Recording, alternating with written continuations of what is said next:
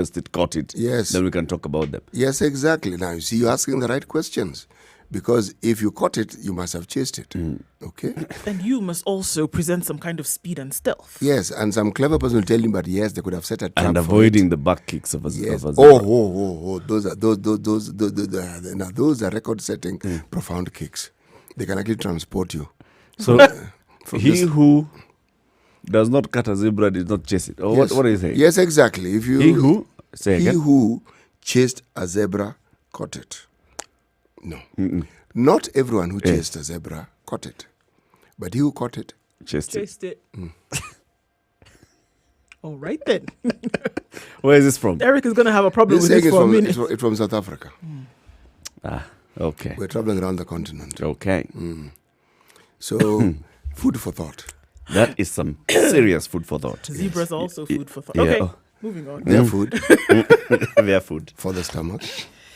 COVID-19 watch. What are the numbers? Well, today? let's look around the world. 471,035 coronavirus cases. So far, 21,283 deaths. And 114,281 recovered from this.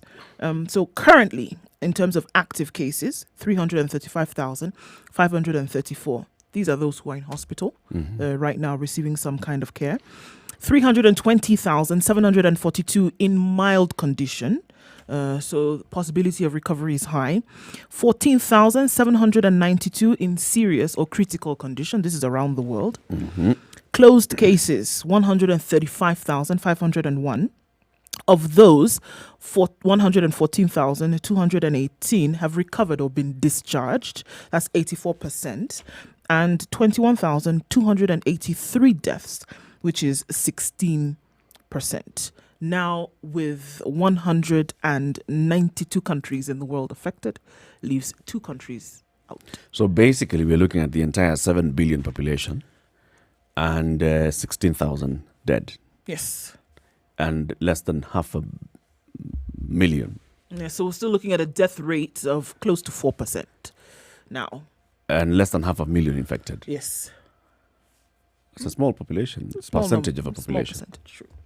But the impact it's having across the globe is huge. This is the thing. Right? Huge impact. The numbers, if you want to look at them comparatively, are still quite low, but the impact is quite high. Yep. Those numbers are high. Is China still recording deaths? China, 1 death in the last 72 hours. One of the imported. 0, and these are imported, but 0 cases in the last 3 days, 0 new cases in the last 3 days. And we saw that they started to open up Wuhan 3 days ago. Yesterday, now they've opened up Hubei.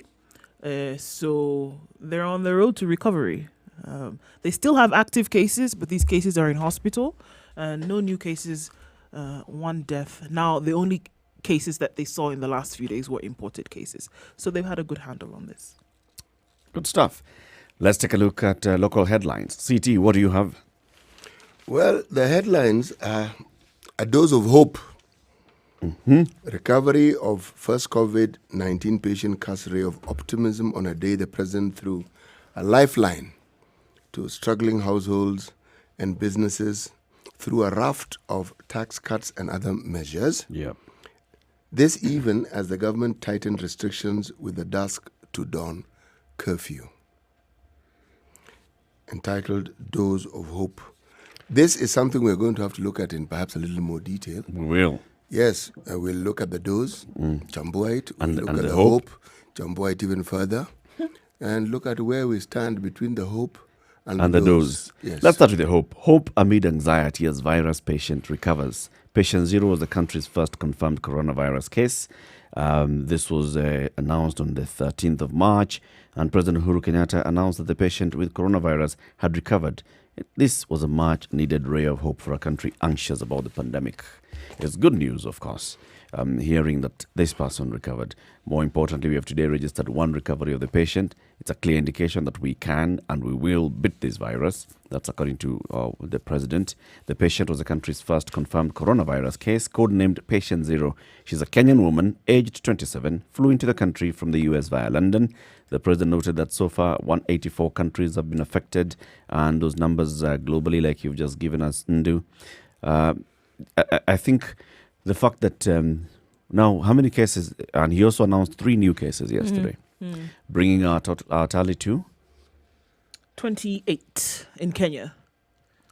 So 28 cases in 13 days since March 13th, and one of them has fully recovered. And we have also been told that apart from the one man who was in a serious condition, the others are mild to manageable, right? So it's still some hope. Ray of hope. Let's be hopeful, City. We should. We should. It's actually important to be hopeful, but it's important to be hopeful when you're also well informed. Because correct and accurate information will actually bolster that hope, because then the foundation of that hope will be something that's not only tangible, but something that is real. True. Yes. Because if it isn't real, then it falls into the realm of wishful thinking. Yes. And magic thinking. And that in itself is perhaps even far more harmful than an outright lie. Yes. So but there is hope. There is hope. So many things were said yesterday on the front page of the Daily Nation. Kenya under curfew is one thing that is being picked out here. President Kenyatta opts for dusk to dawn lockdown in a bid to save the economy from a total shutdown. Tax relief to cushion Kenyans and businesses which have been hard hit by the COVID-19 outbreak. Initial Patient Zero recovers, as you said. Coverage all the way through page 11 from page 2. Number of confirmed COVID-19 cases in Kenya to date is 28. But there are fears that rains may spread, or rather, the rains may aid the virus spread. As temperatures in Kenya begin to fall, signaling the start of the long rains, fears are rife that the weather conditions could aggravate the spread of the coronavirus. The Kenya Met Department on Tuesday warned that the rains had set in earlier than usual. The weatherman further warned of flash floods in most parts of the country over the next few days. Some regions, particularly in central Kenya, have been seen temperatures plunge in daily lows of 4.6% centigrade. So there's a fear that with the lowering of temperatures, it would aid the spread of COVID. But it's a fear. It's nothing grounded. But of significance, there's also governors seek donor help in pandemic fight. We're talking about government structures that have had serious problems with simply paying the existing health workers. Yet, have they actually had a problem with traveling and benchmarking? And Previously, no. No, but they've had a problem with paying vendors. Even when the central government or the national government has clearly indicated that they've been given money, and there's evidence that money has been given, but still, it looks like this is an opportunity they have now for asking for more money. Let me read a quotation, the one which caught my attention. All 3 governors, Governor of Kisumu, Uasin Gishu, Mandera, they are saying the same thing but in different words. Here in Kisumu, we have a problem of flood victims. We have those in camps and they end up being close to each other. Essentially saying, even the problem we have, we don't know what to do with it. Okay? And these are problems we had before. Of course, we've had them before, many times before. And when were the floods? They began last year. Yep, ongoing. Okay. And now the rain is going to be heavy. They've caught on. It's Today like the one we started. Saturday. The problems that were caused, the other one were not sorted out. There are now new rains coming in, all right? Yep. What's an issue? County assemblies are on recess. Therefore, it will be hard to access funds. We need support from donors. What nonsense. You can cancel the recess. Kwani, this recess, I mean, what is it? So it's easier to get money from donors than to recall people who actually live in the same county as you. Do your job. Yes. We can't access funds because they're in recess. Unless it was misquoted, of course. What? I mean, what? We have isolation absolute wards, gobbledygook. but no ventilators. Yes. Yeah. You have a budget. You have funds. You are. But I don't get the context of what Uasin Gishu Governor Jackson Mandago was quoted. County assemblies are on recess. Therefore, it will be hard to access funds. How? because they need a supplementary budget. And in order to do that, You need to recall MCAs. so it is clear in this case, there's something that needs to, in order for you to get what you want, there's something that needs to be done. You don't want to So recall go ahead and do it. MCAs because they social distance. I beg, they should go and sit down, Joe. This one is not. You can very do a meeting difficult. on the Yeah, field. people around the globe are having meetings virtually. Work is continuing. They were So they speaking. shouldn't come and tell us. They were speaking during a virtual meeting convened by the UN resident coordinator, Siddharth Chatterjee. Now you understand why they're talking about donor funds? In every When you have a institute- donor, what do you do? You know what? Niko na shida. How is it? Mzee, Look, in every you can't tell a donor we're every okay. organization assembly, there's something that they call special circumstances, and within those special circumstances, there's certain things that you can then invoke to have then No, decisions that is made. very clear. You think Mandago doesn't know that? He knows. he's just You think talking he's here. going to tell a donor, I'm going to recall MCAs. We're going to talk to the Speaker of the County Assembly to recall MCAs for special sittings so we can discuss a supplementary budget and funds will be released. No, you tell the donor. We can't even. So please just Where help we us. are right now, by the way, we don't even have money to call MCAs. We Please don't have credit. give us Sorry, credit. don't help us. Good Lord. Give us credit. You're talking to the donor. You present, and why was dire situation. why was the donor calling anyway? Well, actually, somebody who actually put those things into actual words was the governor for Siaya. He said, in Siaya, we need more support because we have contacts from the globe. We don't have anything at all in our support system.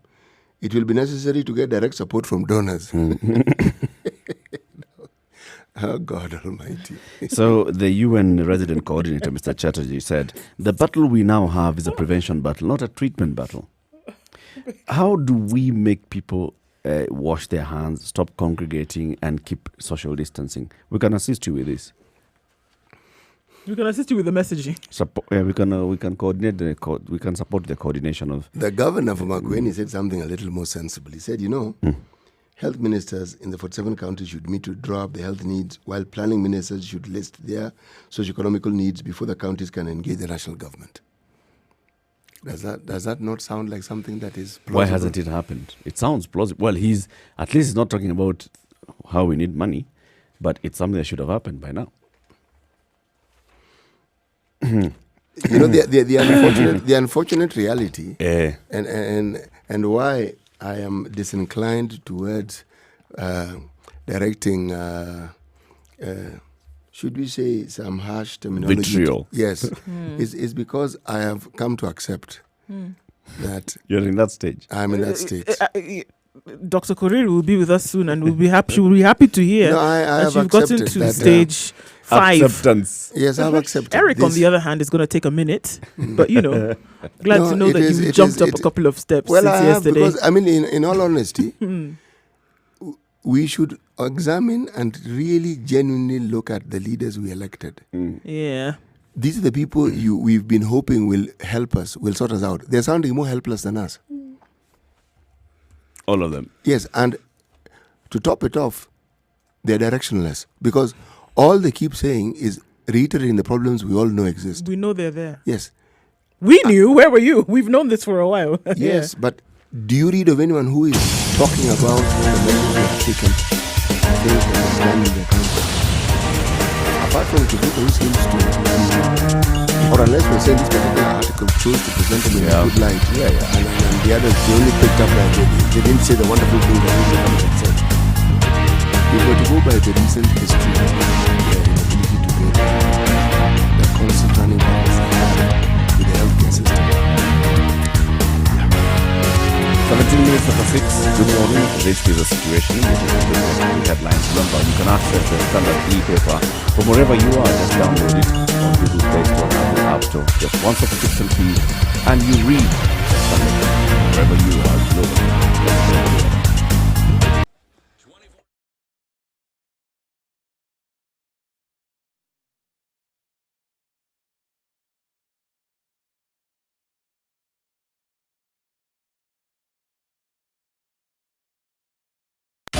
...24/7 around the world, non-stop. This is Spice FM. Classic soul, R&B, smooth jazz, neo soul, and nostalgic ballads. Make some noise. Yeah! You're listening to Spice FM.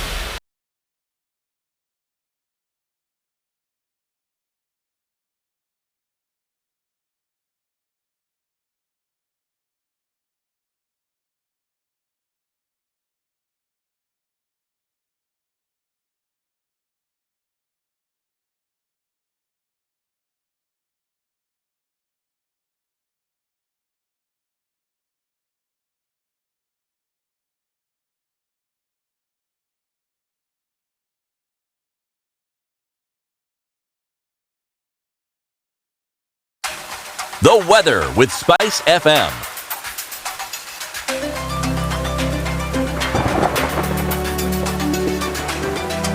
It rains through most parts of the country today, but let's take a look in Nairobi specifically. 17 degrees and mostly cloudy right now. Chance of rain in the afternoon, able to thunderstorms with highs of 26 and lows of 16. In Nyeri at 17 degrees, mostly cloudy this morning as well. Chances of rain in the afternoon, then with highs of 24. In Nakuru at 16 degrees, mostly cloudy, thunderstorms in the afternoon, then with highs of 45 and lows of 16. Looking into Eldoret, where it's mostly cloudy this morning at 14 degrees. Rain is going to set in really early, then with highs of 22 and lows of 14. It's cloudy in Kisumu at 19 degrees, and the showers have already started, giving way to thunderstorms at 11 degrees and 27 and lows of 19. In Malindi, light rain showers happening in certain parts of the city, of the town rather.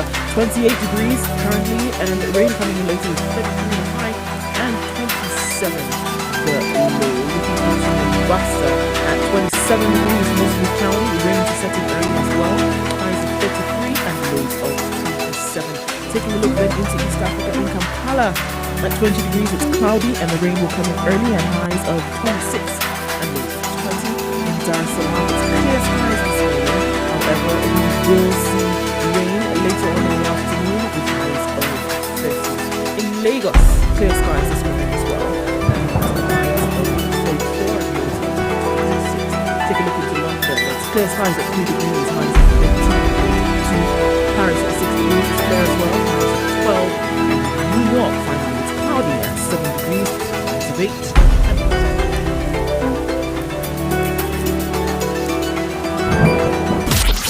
Pure golden sound and good talk. 94.4 Spice FM.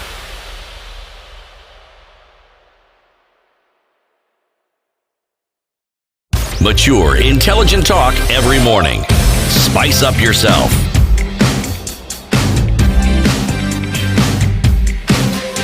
At 21 after 6, remember you can order Morning. your standard newspaper to be delivered to you right to your doorstep. If you're in Nairobi and its environs, that's Nairobi, Kajiado, Machakos, Thika, Kiambu, you can call this number.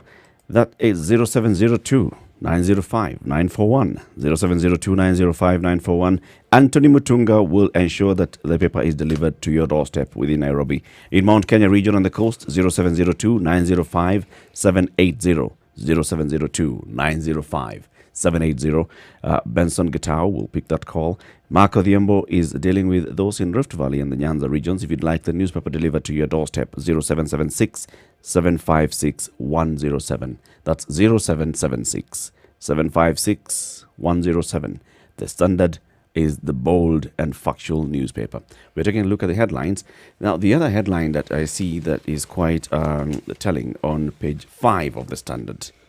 There are two photos there. The government has provided designated places for hand washing in Nairobi. The ones pictured here were installed at Uhuru Park on Tuesday, but by yesterday, Wednesday, they had been vandalized. Oh, wow. If it's not one thing, it's the other. Okay. Yep, and you can see the photo. So you can see them being installed on Tuesday. Nice photo. The tap is there. The pipe bringing in the water. On Wednesday, same area, no taps. What? Do you steal a tap? I don't understand. Yes. Okay, to go sell? Vandalized hand washing points at Uhuru Park. The taps were installed for residents to wash, and they are gone.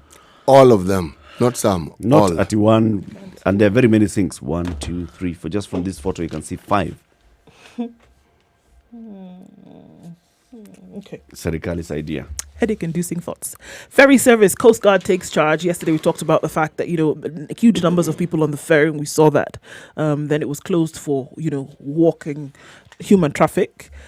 Vehicles still to remain. But then with the president's directives yesterday, the Kenya Coast Guard Service will take charge of ferry operations from today. President Uhuru Kenyatta announced the new measures as part of the fresh push by the government to restrict movement. With immediate effect, and I quote, the management of the ferry shall be performed by the Kenya Coast Guard Service, the National Police Service, and National Government Administration officers.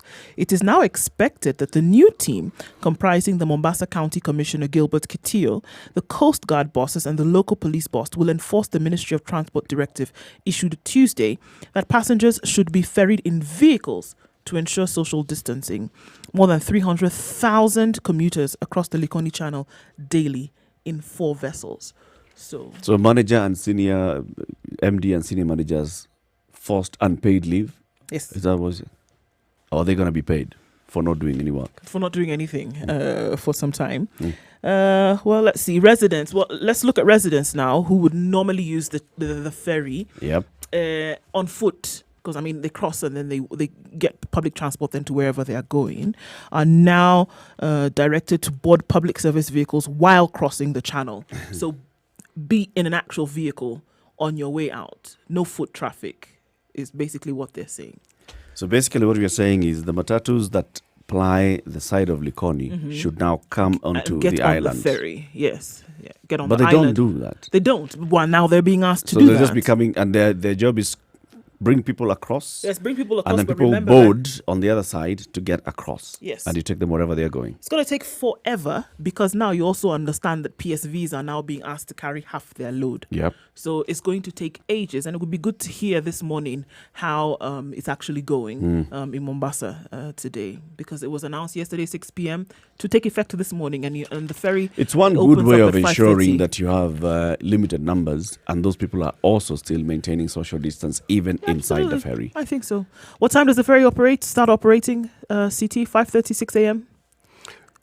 Lockdown is at 7. No. The ferry in Mombasa. What time does it begin operating? 6:24. It's Oh, 24 it's a hours. 24 operation. It's 24 hours. It's just that Alright. what happens is after midnight, They reduce the numbers. they reduce the hours. You sort of like have to wait a little longer before. Okay.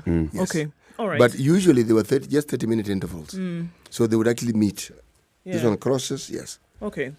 It would be interesting to hear now how that is going. It would be great if it was going seamlessly and smoothly. We'll see in a short while.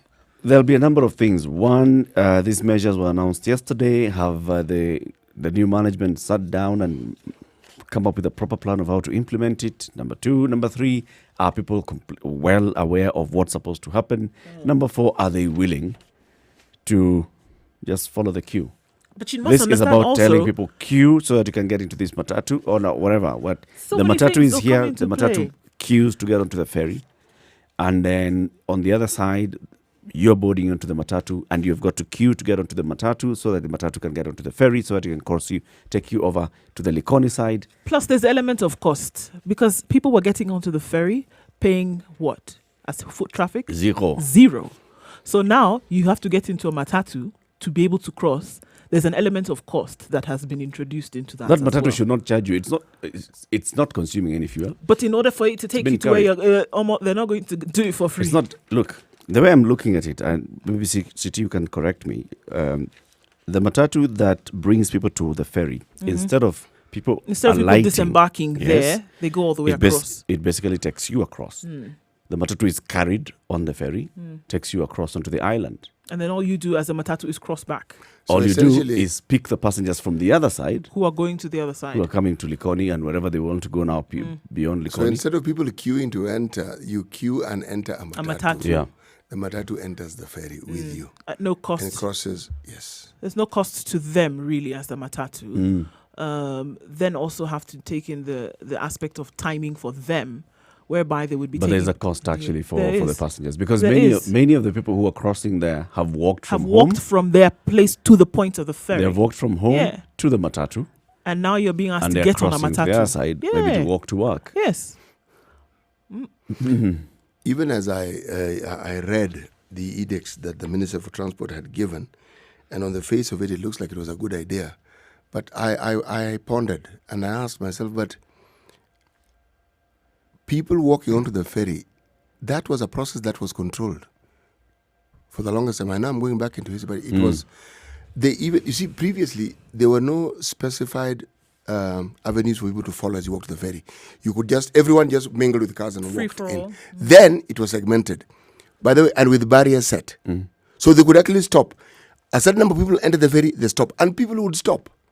Do you recall a time when everyone would rush towards the matatu? Nowadays, people queue. Yeah. It's considered normal. People queue. Now, if people can queue, what makes you think they cannot keep distance?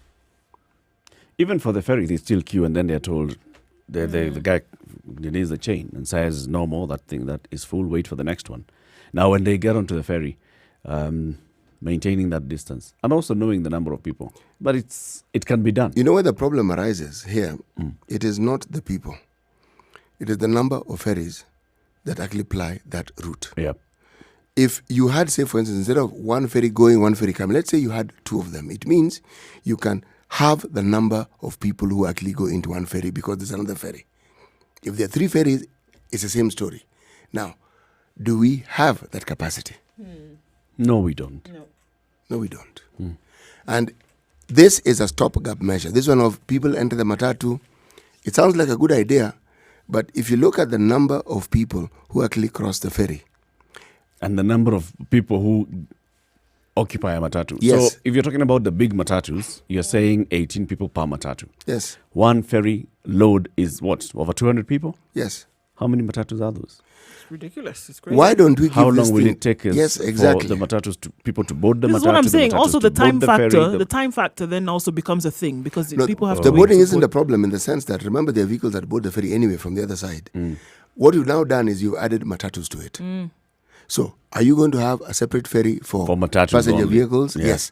Because in some places, if you have a tanker, for instance, in the ferry, it's only the tanker that And nothing goes else. and nothing else, yes. Good safety measure. So, there are details that we haven't been finished with. We have 300,000 commuters across the Likoni Channel daily in 4 vessels. And most recently, KFS had told us that there were 5 available. And of those 300,000, about 250,000 are people who are walking. So it would be interesting that now these matatus have to cater for 250,000 people every day. It would be interesting to see how that is going to pan out. Yep, let's see that.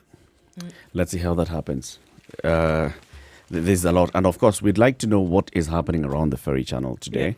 So those who are around there, Likoni and the ferry crossing, please give us a call, 0719-012-600. We'd like to know exactly what's happening there. Remember, this is a situation room. It's our shows and your show. It's for you to also let us know what's happening. You can download the Standard e-paper app. I keep repeating this because you don't have to walk out of your house to go and buy the newspaper. Stay at home as much as you can. So go to Google Play Store, Apple App Store, download the Standard e-paper app. It is monthly, so choose a subscription. Choose weekly, monthly, or annually. And once you subscribe, you'll be access to daily from wherever you are, and not just the Standard. We have a Standard publication. Good morning, it's after 6.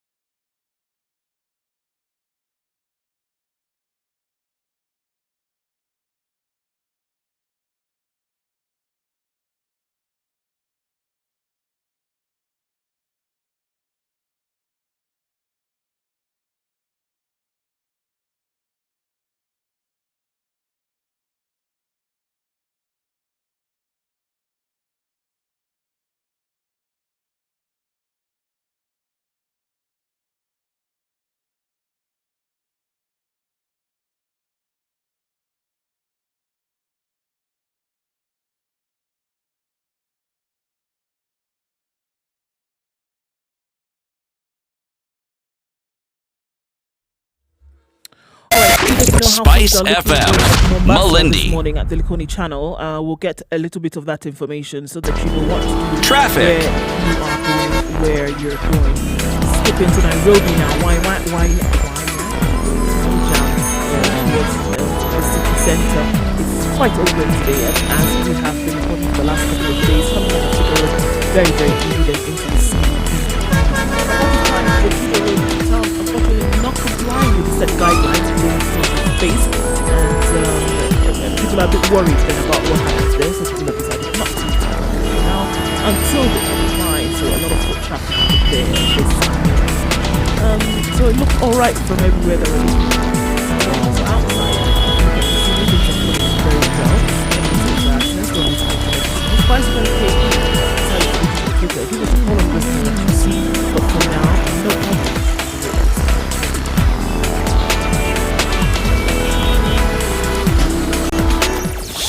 Spice and everything nice, everything nice.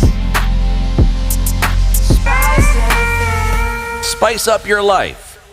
Mature, intelligent talk every morning. Spice up yourself.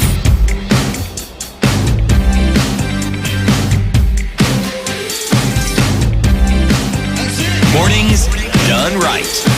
94.4 Spice FM, Nairobi. Situational broadcasts every weekday morning, 6 a.m. to 10 a.m. Keep it right here. 7 to 10 o'clock, we'll be joined by our guest host for the season, Dr. Mercy Karir. That's KTN's medical journalist. She'll be here. We'll be talking about all matters coronavirus. If you've got any questions, remember you can ask Dr. Mercy, 0719-012-600. From 7 o'clock, we'll be talking about how doctors in, what do we call them? Low-income areas are helping the people cope with the coronavirus. In fact, letting people know what they ought to know when people are presenting themselves, with whatever symptoms and how they're dealing with that. We'll be talking to one doctor who does a lot of work in this area. 8 to 9, we'll be looking at the measures the president announced yesterday, the tax measures, reduction of pay, reduction of VAT, injection of some cash into the economy, through the CBK and the CBK interventions, and what those really mean. Are they of any impact? That's what we'll be discussing at 8. And then there's something that Citi brought up yesterday, that there are some Kenyans who have started a campaign to help other Kenyans who may be in need. This corona difficult times, people are not getting to work. Some people have been laid off. Some people have been sent on unpaid leave, and they still need to eat and maintain and sustain their families. So there's some Kenyans who've come up with some measures to help those in need. So Kenyans for Kenya of some sort. Yeah, And we'll be talking to people who are working on that and coming up with modalities on how Kenyans can come together, rally together, and contribute.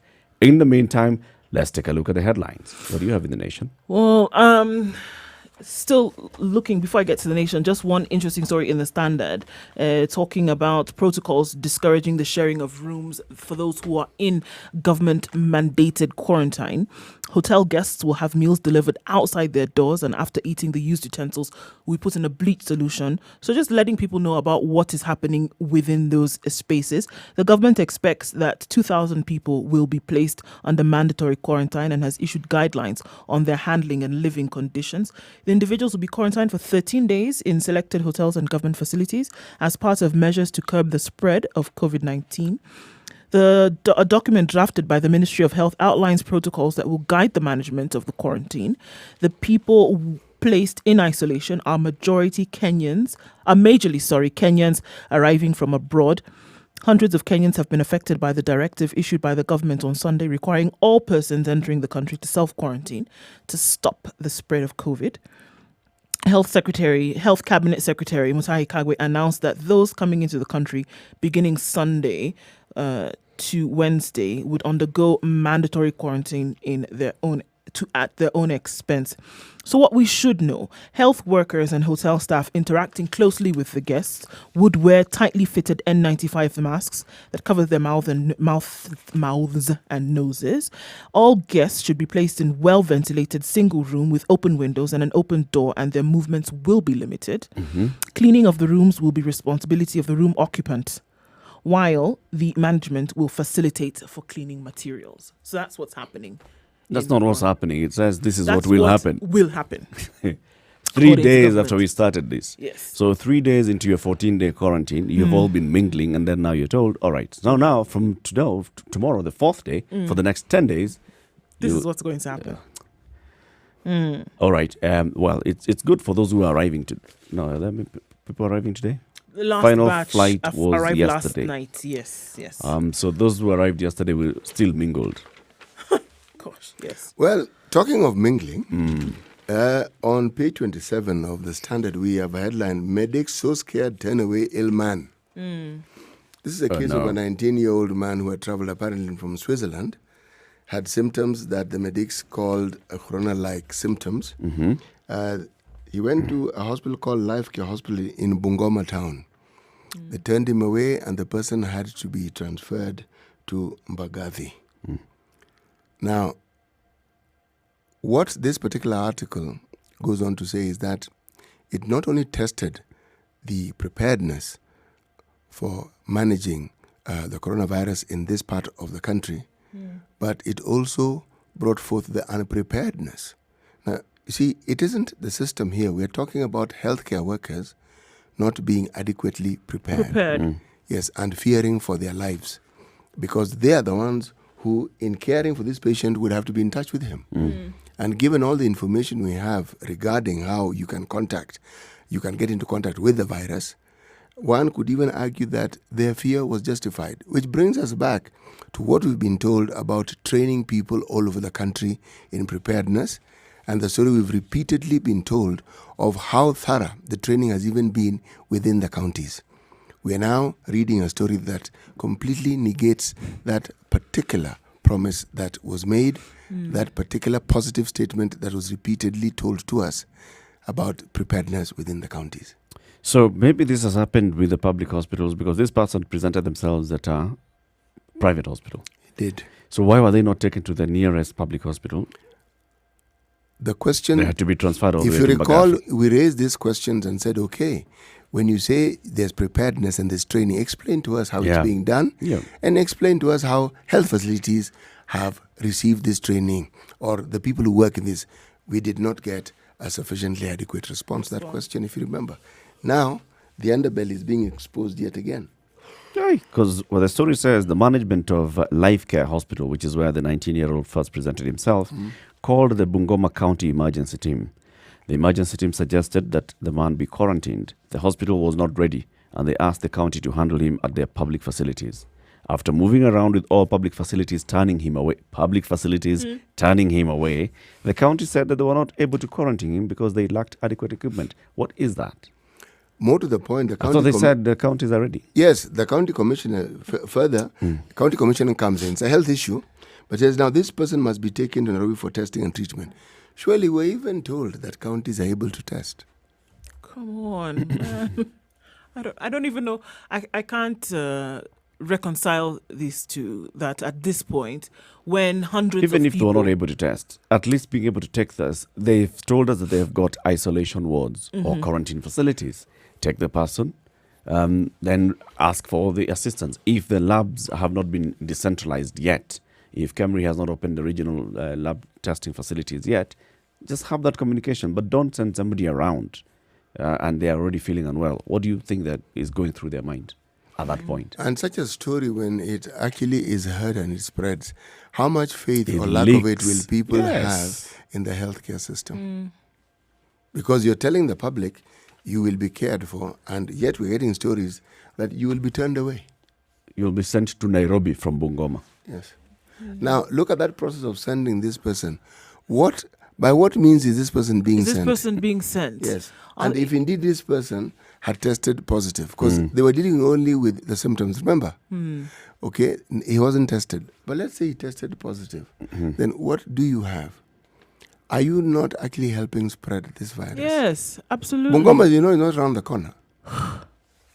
He had arrived in the country, this person, 9 days ago and had been treated at various local hospitals in Mumias.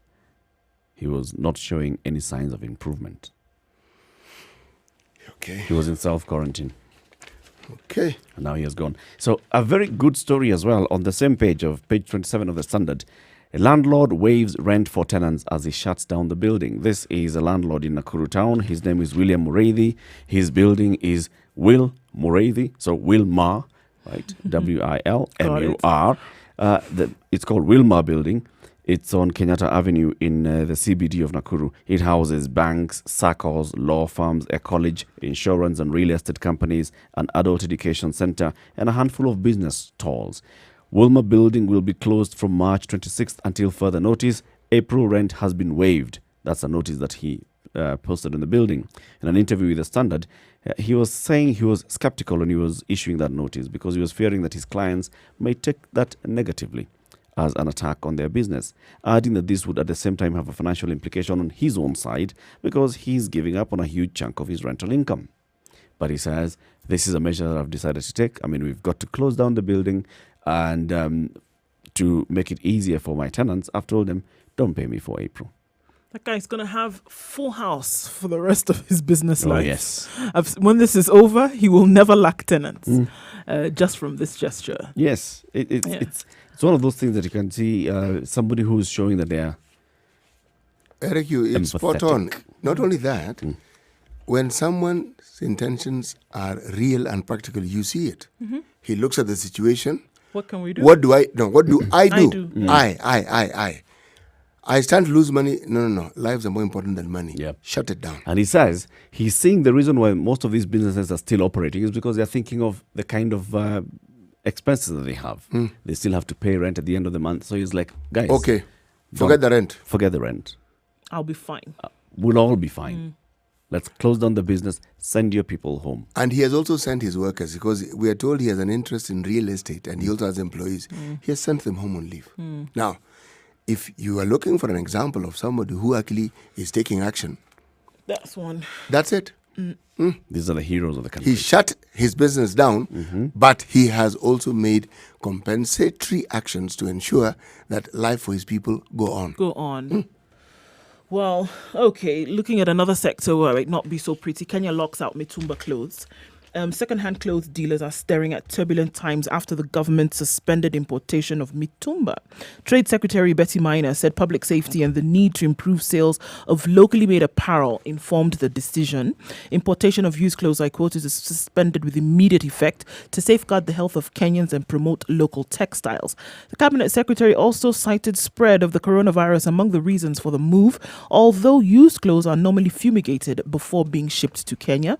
She spoke when she received a proposal from the private sector on intervention measures needed to restore vibrancy in the small and medium enterprise sector. So a lot of people are not going to be able to receive wear. I mean, they should be at home by now anyway with the current directives.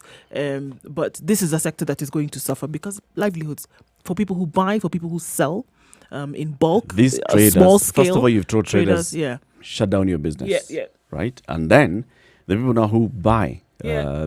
from these traders, also you're telling them, shut down your Shut business. down your business. Yeah. Those This are is many. it. Those are many people. Quite a number. Are they covered in any of these measures by the president? Such people. No.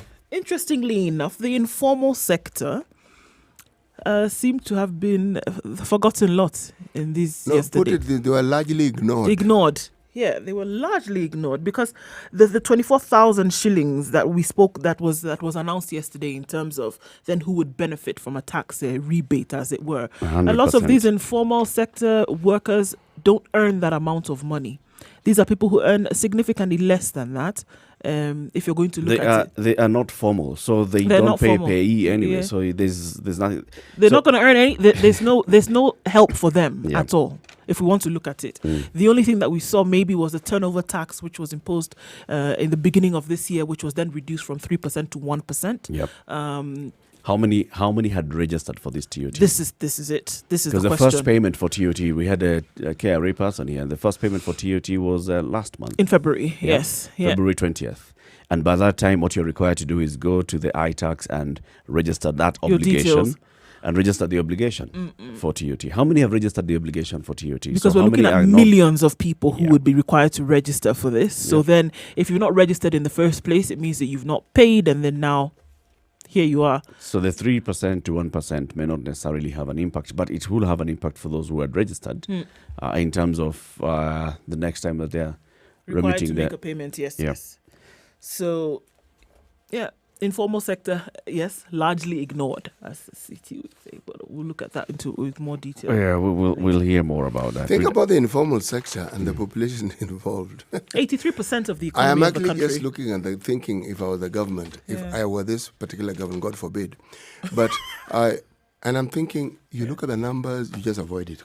Because Yeah. No, but I mean, What would you do? Yes. but previously, I mean, let's look at it. Previously, when we're looking at economic steps that the government was taking to make sure the informal sector has been the center of the discussion over and over and over again. We've got to do this. They are the drivers of the economy. We need to buffer them. We need to put in certain mechanisms to make sure that they're protected, etc., etc., etc. And now, when we're in a crisis, when you look at then who needs to be protected, it is the same informal sector who is bearing the brunt of all of this. And So here what they're again, able to get, ignored. what they're able to get is access to, because banks now have liquidity because of the central bank's interventions. They have access to cash. They have access to money that they can borrow, which is going to be at a lower interest rate than was the interest rate that was there previously. So they have that. Interesting. So I we're would talking like, about SMEs that have closed down business because you're not trading. as you right? go to explain that, Eric, maybe it would be interesting to then look at whether then the process also has been made easier for this access to credit that we're talking about. Has it been? Have the shackles then been removed in terms of now being able to go in? I make an application today as somebody who wants to increase my stock, for example, working in that sector, and I want to take a loan now with this liquidity that has been made available. I want to take a loan. Is it easy? I go in, fill a form, and I do certain things, and then You I get get it my money. within I 24 have to hours. I have to wait for a month. still have to go I have through to the go and entire bring my process again. grandfather's title deed and such Those things. I mean, banking processes will not be compromised on. there you go. They'll still be This there. is the thing. It's not as easy as we're being And made at this to think point, that it is. those that have shut down their businesses, why have they shut down their businesses? It's not because they lacked access to credit. It's because people are not going to be visiting those Yeah. businesses at the end of the Not day. only that, remember, this is a vicious cycle. Huh? If there's no business, it means those who work in those businesses don't get paid. Yes. They don't have money. If they don't have money, they can't spend it. So if you go back to the basic supply and demand story, you're going to find that it is not someone chasing their tail, but it's someone simply sitting somewhere with their goods and not knowing what to do with Do with it. them. Simply because if you farm, you will have what it is you want to sell. You have it already. Yep. But this person who normally buys from you has to have money. Businesses have shut down. You're now telling these businesses they can access loans. For And- what? Yes, so that they can continue. Exactly. Perfectly understandable. Yeah. But banks aren't going to suddenly relax their rules, are they? And you're being told that they're being advised to charge 1% less. How does that change anything for someone who is a business person? You asked me what do you do. This one you bite the bullet. And You ask banks, this is a wartime crisis. What do you have in your reserves? What is it that you... Because it can't be business as usual. The idea of actually making profit, shunt it aside. What do you need to actually just break even? Let's start there. Assuming you've already made profits, and if these profits were to keep you running, how long would they keep you running? Meaning everybody has to chime in here. Yeah. Central Bank, what do you need to do in terms of regulations to ensure that banks have an easy time doing these things? Yeah. All right? Then, this is where we always get tricky. How do you implement it? how do you implement it? Yes. And how does it impact immediately? Because some of these measures will be like recovery measures, but right now we are at war. We are at At war. this point, people are required to stay at home. Yes. People are required to work from home. People Yes. are shutting down their businesses. Yes. There's all this direct impact right now. Yes. What is it that you're doing right now to ensure that people have money in their pocket to be able to buy food, or people have access to food? You see, the economists will give us these broad strokes on how things should go, and the suggestions are useful, but you bring in the numbers crunchers, you bring in accountants. Accountants are very crucial here because they will tell you what's possible and what isn't. Because they'll get down to, so we're talking money, how much? We're talking about people who need to get it, how many? Okay? And they will also tell you what is possible, what isn't. Because they will look at the numbers and they'll tell you what can work is this. So this is what we need to do. Now, again, once we've gone through that process, we'll get stuck at that process of how do you implement it? How do you implement it? That's where we always get stuck. If policemen are already extorting people with these things, Yeah. if we're now talking about disbursing money to the vulnerable, and this process, which has a structure, has already been bedeviled by all manner of things. People never get the money they're supposed to get. It is delayed. Now that there's 10 billion, what makes you think this story will change? That is what you need to address, because possible solutions are not things which are magical. We have people in this country who know exactly what ought to be done and how it can be done. But the bit that is worrying is the bit that is actually left to the government. How do you get it done? How do you get it done? Yes. How do you move it? When the other countries, when America is announcing a 2 trillion package and money is going to people's hands, when Canada is doing the same, it's giving people direct cash. I can see what's happening to those who earn 24,000, which is the bulk of the people in formal employment, right? So they're going to get that, let's say 2,000 bob extra in the next month's salary.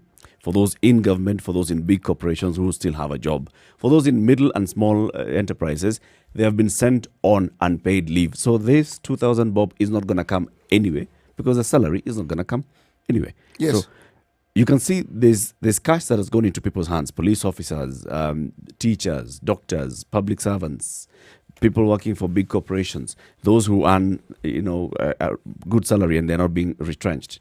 They will have money.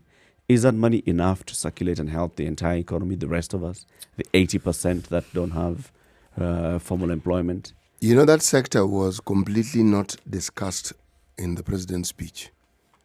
They were not. At all. They were not. And I can understand why. Because that number of people, the cash outlay that is required to actually meet the needs, look. It's a pretty sum. It may be, and it is, but let me go back a bit. I am saying this. It isn't business as usual. This one, you bring in all your resources. There are people who may not be in government, but who will know what to do. Bring in all the resources we have. And don't just pay lip service to what they're telling you. Actually look at the practicality of it and put it into action. The situation we are in is not untenable. It's not something that cannot be resolved. It can be resolved. But not by Band-Aid and not by speeches. No. This one has... You actually have to get people on board who can actually get these things done. The people we've had in government have clearly shown us that many of them are not capable of doing this. They're capable of stealing, that one we've understood. But they're also incapable of understanding the seriousness of what we have, because they are treating the problems with the same platitudes they have dealt with everything else. This one will not be talked away. You can't talk at it. This one is threatening that, not livelihood only. Livelihood is what is now obvious and it's clear. When you hear that something is threatening lives, this one isn't a joke. But just in case we've missed the point, Prince Charles. Now, there are very few people. Because City likes this virus. In a sense, Yeah. there are very few people on this planet who have the sort of protection that this particular gentleman has.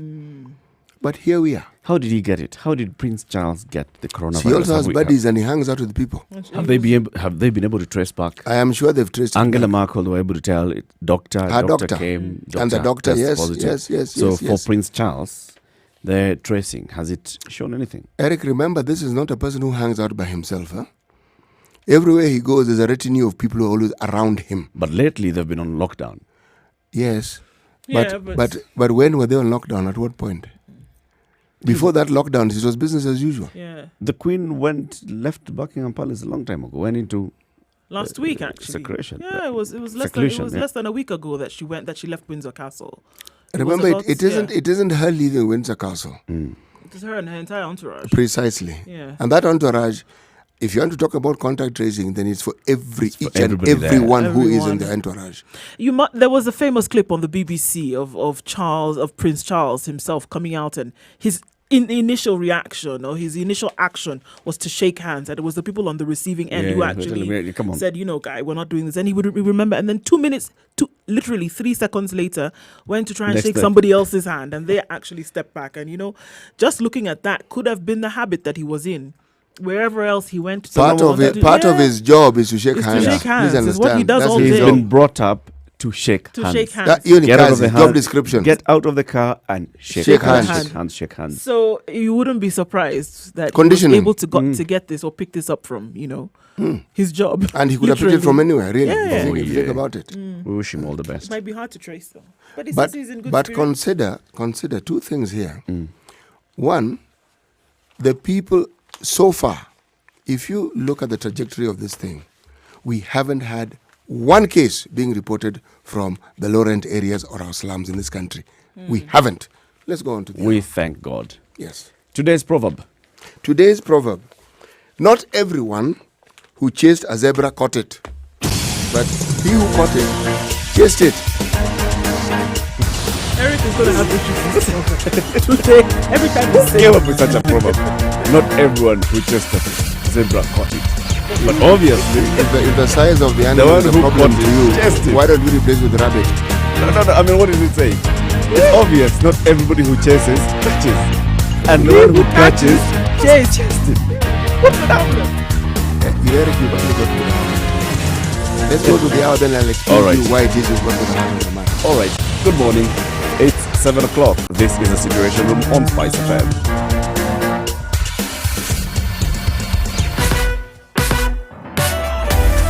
Sugar and spice and everything nice. Spice FM. Spice up your life. Spice FM, Nakuru. Has it changed? Not really. On Jogoo Road, Traffic. travelers, cycles aren't obeying the social distancing in Makati. We see this on Jogoo Road, we see this on Juja Road, and some parts of Thika Road, unfortunately. So again, not being able to pay attention to the road. Come on, guys. This needs to actually change. People are then opting to legs as a way to get where they go. Very, very clear within the CBD. Moy Avenue, for example. No vehicles at all.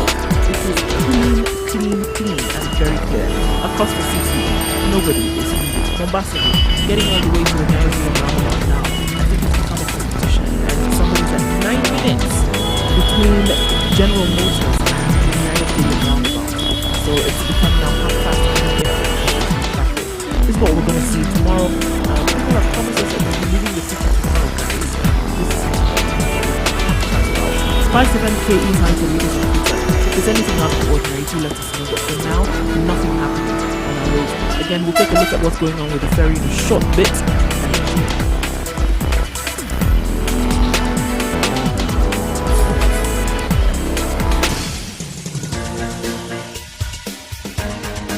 This is the Situation Room, the home of hard-hitting political commentary and penetrating insights about the state of the nation. This is a talk radio experience like no other. The Situation Room, a place for hard truths, debates, and elevated conversations. The Situation Room, witty, political, engaging, deep, controversial. In the room, we have C.T. Muga, researcher, academic, seasoned political observer, a fountain of wisdom in these politically uncertain times. Ndu Oko, Nigerian by birth, Kenyan by choice, communications expert, Pan-Africanist, a truth seeker and believer in people power, and Eric Latin, agent provocateur, the man in the chair, seasoned journalist, news hound, a man who believes in punching up, not down.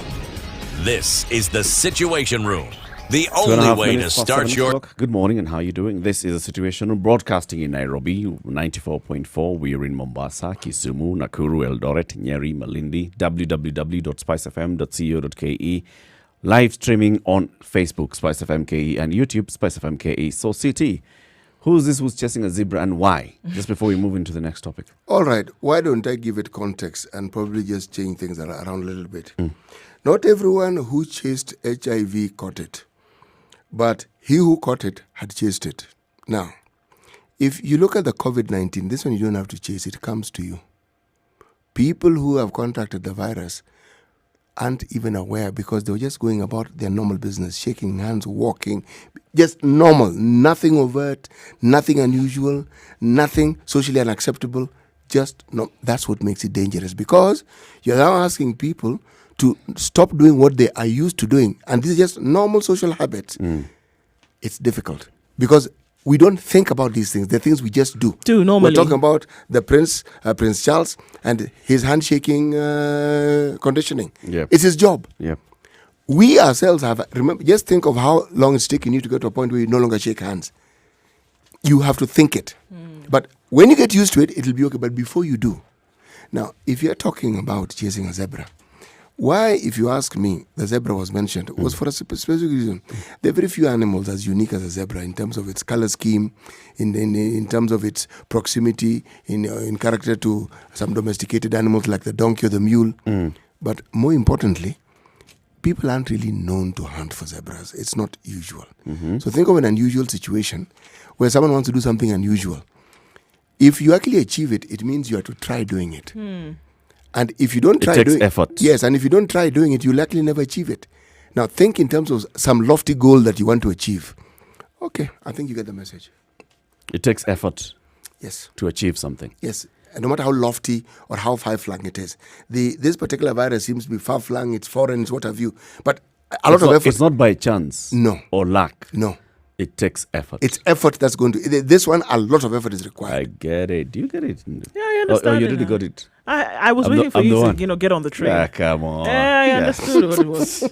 You were So the why one who zebra? was frowning. Oh, you feel better now that it was So COVID? why zebra? That You got wanted, it. you Why wanted another zebra? animal. Yeah, why zebra? That's what the quote said now. The guy who chose zebra knew what he wanted. Yeah. Uh-huh. And it's important to understand why he chose zebra. Okay, for Do you us... understand And it? not elephant. Do you understand it? Why No, he chose I a don't. zebra? I don't get it. I don't get it. Have you ever heard of a sort of people chasing elephants? The elephants are the ones who do the chasing. Or lions. Lions for that matter. The more contained you want the novel coronavirus to be, the more you'll need to lock down your country and the more fiscal space you'll require to mitigate the deeper recession that will result. The problem for most of the global south is that policymakers lack fiscal space even in the best of times. This is an article published on the Standard today written by Ricardo Hausmann. Ricardo Hausmann is a director, Center for International Development, and a professor of practice of economic development at Harvard University. Basically, he's talking about poor states caught between a rock and a hard place on COVID-19. If people must choose between a 10% chance of dying if they go to work and assured starvation if they stay at home, they are bound to choose to work. This is the case of what we are talking about for many, many Kenyans. What is it that you want them to do? You want them to stay at home and then they don't have food to eat? Or do you want them to risk getting coronavirus By being and out. have an 80% chance of survival from coronavirus and go to work? That's the thing, because being able to stem this thing just means not being around where people are. And this is why it's so difficult, especially in a country like Kenya or a lot of the countries in sub-Saharan Africa, because of the fact that we do have the majority of the population living from hand to mouth, or that the jobs that they do require them to be out daily, requires you to be amongst people, whether that be in the open market, you're selling wares, developing, creating, manufacturing, whatever it is, requires you to be in the presence of other people. Now, this very disease where that we're trying to curb requires you then to be away from people. So then, that's why it's so difficult. It's a catch-22, because then, in essence, what are you supposed to do? It seems that, there's no question. Stay home is the message that we've been, pushing out here all this time. But then at the same time, can we really do that when people require to be out in order to eat? When people in the people that we've been talking about, it's people who earn a daily wage. Yes. You don't go to work today, you don't have something at the end of the day, you don't have the capacity to buy food for that day, right? And they don't have access to proper health care. We don't have well-functioning public health facilities near their hoods, no water, no piped water, and such. And so it's a complex issue just on that front alone. And now you also have constant disease and doctors that have to deal with this on a regular basis. So the challenge here is, even for the government, and you feel sorry for the government, because what do you do? Because let's, and when we talk about informal sector, I think immediately our minds goes to the open markets and things like that. But let's just look at industrial area, for example, where you have packers of biscuits, packers of soap and things like this, who are paid on a weekly. So on a Friday they earn their wage, right? And it's packed in some of these industries where people are they're worker bees going over and over and over again. And now you're being told we're going to have to shut down. For many reasons, people need to stay home. At the same time, nobody's buying, because many businesses who depend on us then are also closed. So these people will essentially go home, and then they're saying take the leave because we ourselves are going to have to shut down. This is the thing that we're looking at now. That really is the thing. How are we going to be able to sustain that? And it seems that at some point, do you want to say, okay, we can't compare Kenya or a lot of other countries to what we're seeing being done in Europe, in Italy, in France, in the UK, in the US, where people are having money put in their pockets in terms of the development and how they've been able to go across. But then it also requires at some point for government to make a decision and say, look, we lose a huge amount of money to corruption on a daily in this country. We lose a huge amount of money to unfinished projects in the country. Why is it not possible for that money to be diverted in this sense and even give people their wage for a month period of time? It seems like some lofty aspiration, but in terms of practicality, it's something that can be done. Can be done. And I really feel that, you know, the avoidance or this group that was forgotten yesterday, it is quite sad. See, the question that I would ask, we keep being told the government is broke. The government doesn't. Okay, why are they broke? Exactly. Why were they not prepared? It's part of their duty. Why are they prepared. unfinished projects? Why? Yeah. That why question is what will provide the answer we're looking for, because in saying this is the problem, then you will know exactly where it emanated from. And if you do the solution, these solutions are not difficult. The difficulty they really is aren't. everything around it. Getting to sort these many things. And that, again, is also not difficult. What is difficult is that the reluctance that those in power and authority have to actually make these hard decisions. No one is telling the citizens of this country that when it comes to testing and determining whether people have COVID-19, that we have the capacity to do so. We actually do. We have institutions in this country that can do that job and do it really well. That's their job. They've been doing it for the longest time, and they don't announce these things, but they can. Let's talk to a doctor shortly who works with vulnerable communities in the densely populated areas of the city. We'll be talking to Dr. Gabriel Njue shortly. It's open past 7 o'clock. Let's take a look at the weather and then have a conversation with Dr. Njue to understand what he is dealing with and what he's seeing. And also, we'll be joined by our resident doctor, Dr. Mercy Karim, who is now in the studio. Good morning.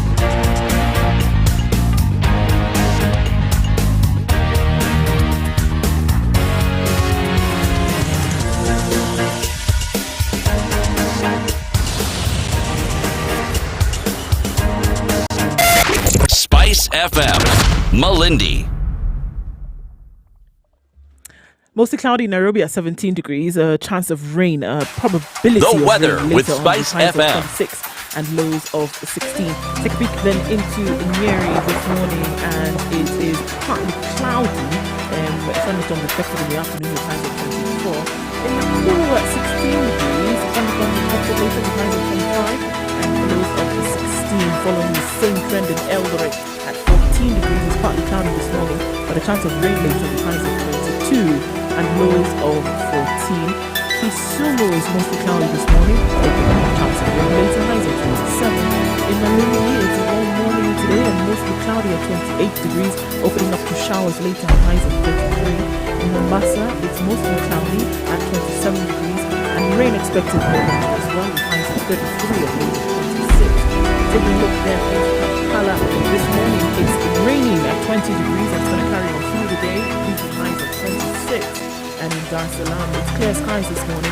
A little bit of fog in certain parts, likely to carry on into rain later, then with highs of 32 and lows of 24. In Johannesburg this morning, it's clear skies at 14 degrees, likely to carry through with highs of 26 through the day. We'll wrap it up in Africa, in Lagos at 26 degrees, clear skies this morning with highs of 34 and lows of 26.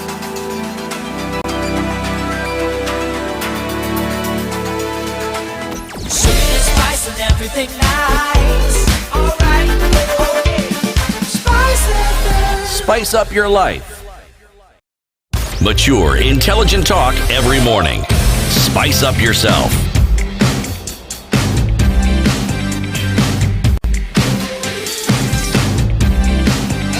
Mornings done right. 94.4 Spice Quarter past FM, 7, good morning. How are you Nairobi. doing? This is the Situation Room. It's Kenya's biggest conversation. Joining us now is Dr. Mercy Karir, KTN's medical journalist. How are you doing? Good morning. Very well, thank you. Kabisa. Kabisa. Very good. Under the circumstances. It's very good to be seen in these days.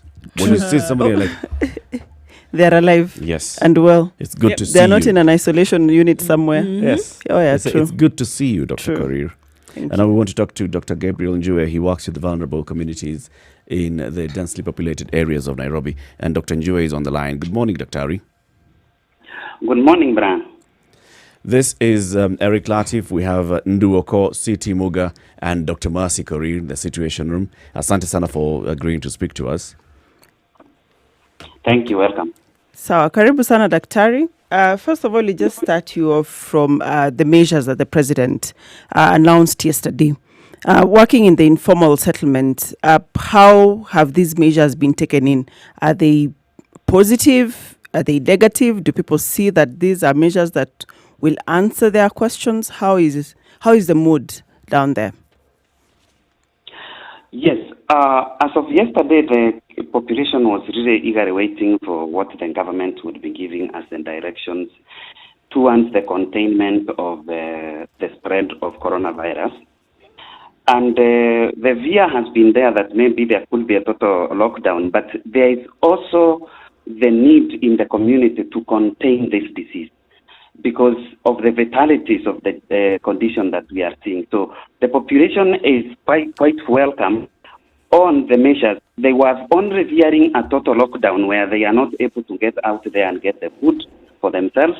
But now just having a curfew from 7 p.m. to 5 a.m. in the morning, that is quite manageable with a lot of the population.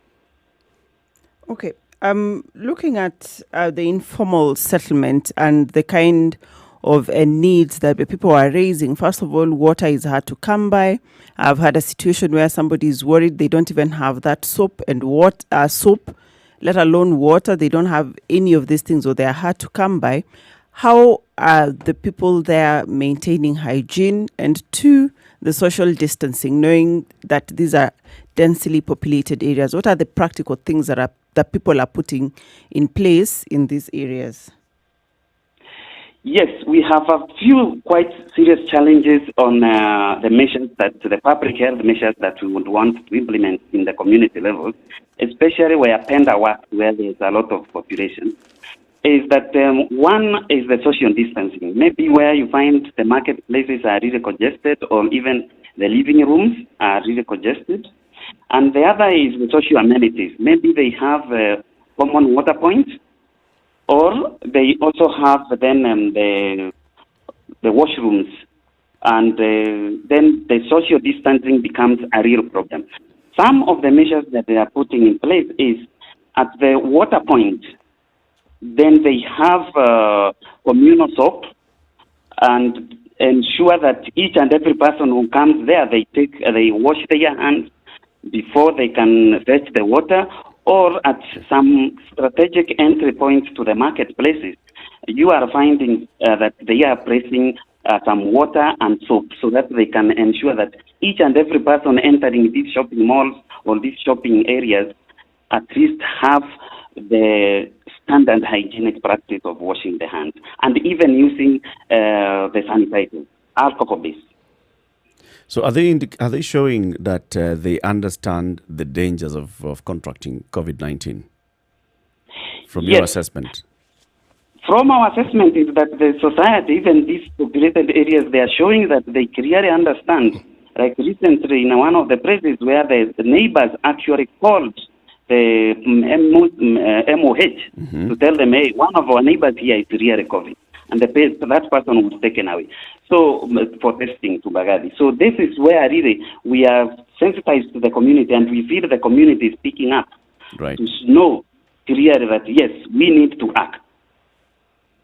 And when you talk about the same people looking at, well, you cannot have social distancing with the circumstances under which they live, but then people still want to get out, go to work, go to eke out a living. What is their argument for why they cannot stay at home? Yes, one of the main arguments why these people cannot stay at home, and this was also aired live on many of the media houses, that they are worried of how they will be able to feed themselves. Majority of these people may be living on hand to mouth, so they go for jobs from Monday. Maybe they are paid every day or by the end of the week, or it is business. Maybe they are just vegetable vendors. So they have to buy from the big market in the morning, then sell so that they can have money of the day to feed the family and even pay rent and do all the other things that they need to do. So quarantining them to stay in their house the whole day, it's really a real challenge for them, and really can be understood. Dr. Njoya, we talk about it being a challenge just from an eye perspective, but is it something that can happen? Looking at informal settlements, and they consist the majority of the population, is it possible for this to happen? What is required now to stop the spread of COVID? Is it possible for this to happen? It would be very challenging to contain people who do not have food in their houses. If you look at the global society where this has happened, is that people are locked in their residences and they are provided there with food. So it would be really a real challenge for the government to ensure that people are indoors and they don't have something to eat. So this is where the real challenge, Now, looking at this, if you were to be asked, because as is the practice very often in this country, a committee would be formed, or, experts would be asked to come together and give advice on what should be done. If you were to be asked, having done a mapping, even if it's the mental one, of these informal settlements, what would be your advice in terms of what needs to be implemented for such to take place? Yes, social distancing and hygiene, public health hygiene practices need to be implemented to curb this spread. This, the virus does not move. It is moved by human beings. Right. And to stop the spread of this epidemic, really we need to adhere to what even the government and the global society are doing to limit the movement of the people. So the dynamics of how different communities can be, of how this strategy can be implemented in the different societies or different communities is what needs to be differential. Like if you take the up market, that's different, whereby they can even have their shopping and a lot of shopping in the house. But take it at Kibera or wherever else tender we are working, for example, in Kayole and all those other areas, then these people need to have enough social amenities like water, so that they can implement the public health hygiene. They have the water quite as adequate as possible. Then also food. If we have to quarantine people who do not have food, it is not going to be possible. Yes. So is that it? It's not going to be possible? Or is it too early for us to say something like this? It may, I think, as the government said yesterday, that the measures which have already been taken, we need to see the fruit of them. But if they do not bear the fruit, then the government would be thinking of the most stringent measures. It may be a total quarantine. But maybe we see first how the response is from the Kenyans on the measures that have already been prescribed. Talking about hygiene and people have to keep these measures, it's obviously difficult for some people. Who is providing this water and soap, for example, in those areas that you've talked about, like entry to market points or at the common watering points or the common washrooms? Who is providing this water and soap? Yes, in some of these you may find maybe it's a small shopping mall where they just sell CBOs, burgers, and etc. Some of the vendors have come together and decided to donate some money and purchase this. Provide a drum of water there with a tap where you open and the soap is actually there, because they have realized the importance of this. In common water points, maybe in a flat or thereabout, then you find maybe the residents of that area are putting up together because they are taking care of themselves and also of their own children. So they have communally put this together. Doctor, is this sustainable? Looking at Well, the pandemic, we don't know how long it will be here to stay. And then looking at some of the things that we have to pick out of this COVID pandemic, we probably want to have systems that will even last us post the pandemic. So is this really sustainable? the best sustainable measures are administrative measures. In any outcome or any outbreak are the administrative measures where the government even comes in and provides such kind of utilities, like they test you, they provide transport for you, they provide these public health sanitization programs for you. So it might not be very sustainable in the long run if the epidemic, especially now that we do not know how long the epidemic is going to last. So it's a wait and see, but still the communities have the responsibility of doing the best to keep themselves safe. Have there been any plans or any actions, now that you're cognizant of the fact that that is not sustainable, to engage government and other players so that some of these measures are there for the long haul? Are there any plans, any actions already that are in place for these people in informal settlements? The Nairobi county government is very well involved because you mentioned a case, they are there and they are also teaching. So there are these forums whereby there is engagement of the various departments of the county, like the water department, so that continuous supply of water, for example, is there. But I believe the task force is going forward to drill down into this, especially the informal sectors, to see how these populations may be more assisted to get better benefit of the government resources. How about supplies of to the markets? Is it any, because now that we have restrictions, we have a curfew it's going to take effect from an all-night curfew or tomorrow. This is going to obviously affect, if you look at the hours of those curfews, it's going to affect people who operate in market, in Marikiti, or people who are traveling, who are bringing in the goods from upcountry into the main market and then distributing to the estate markets. Is there any plan that you've heard of that's in place to ensure that there's proper and uninterrupted supply of food to the local markets? Okay, these announcements were made yesterday by the president, maybe already after 5:30 or thereabout. Yep. And so it is from today when plans are going to be underway, being put to ensure that most likely the transportation is also going to happen during the day. Then the purchase is going to be the following day, or transportation done in the morning, then purchases in the afternoon. But because the announcement was just done yesterday, I think today is going to be the real day of putting those plans in place, and we shall see how this unfolds. But for sure, this is a concern that people have to adjust to. Dr. We are looking at that we've not seen any cases come from any of these low-income settlements, as it were.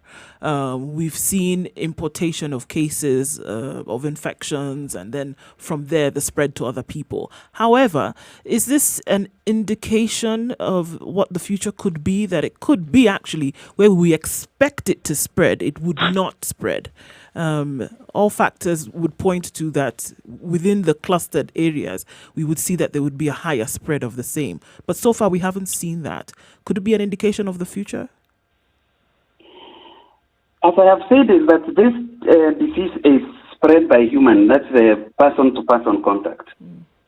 And it is likely, using that analogy, to spread where the population is high.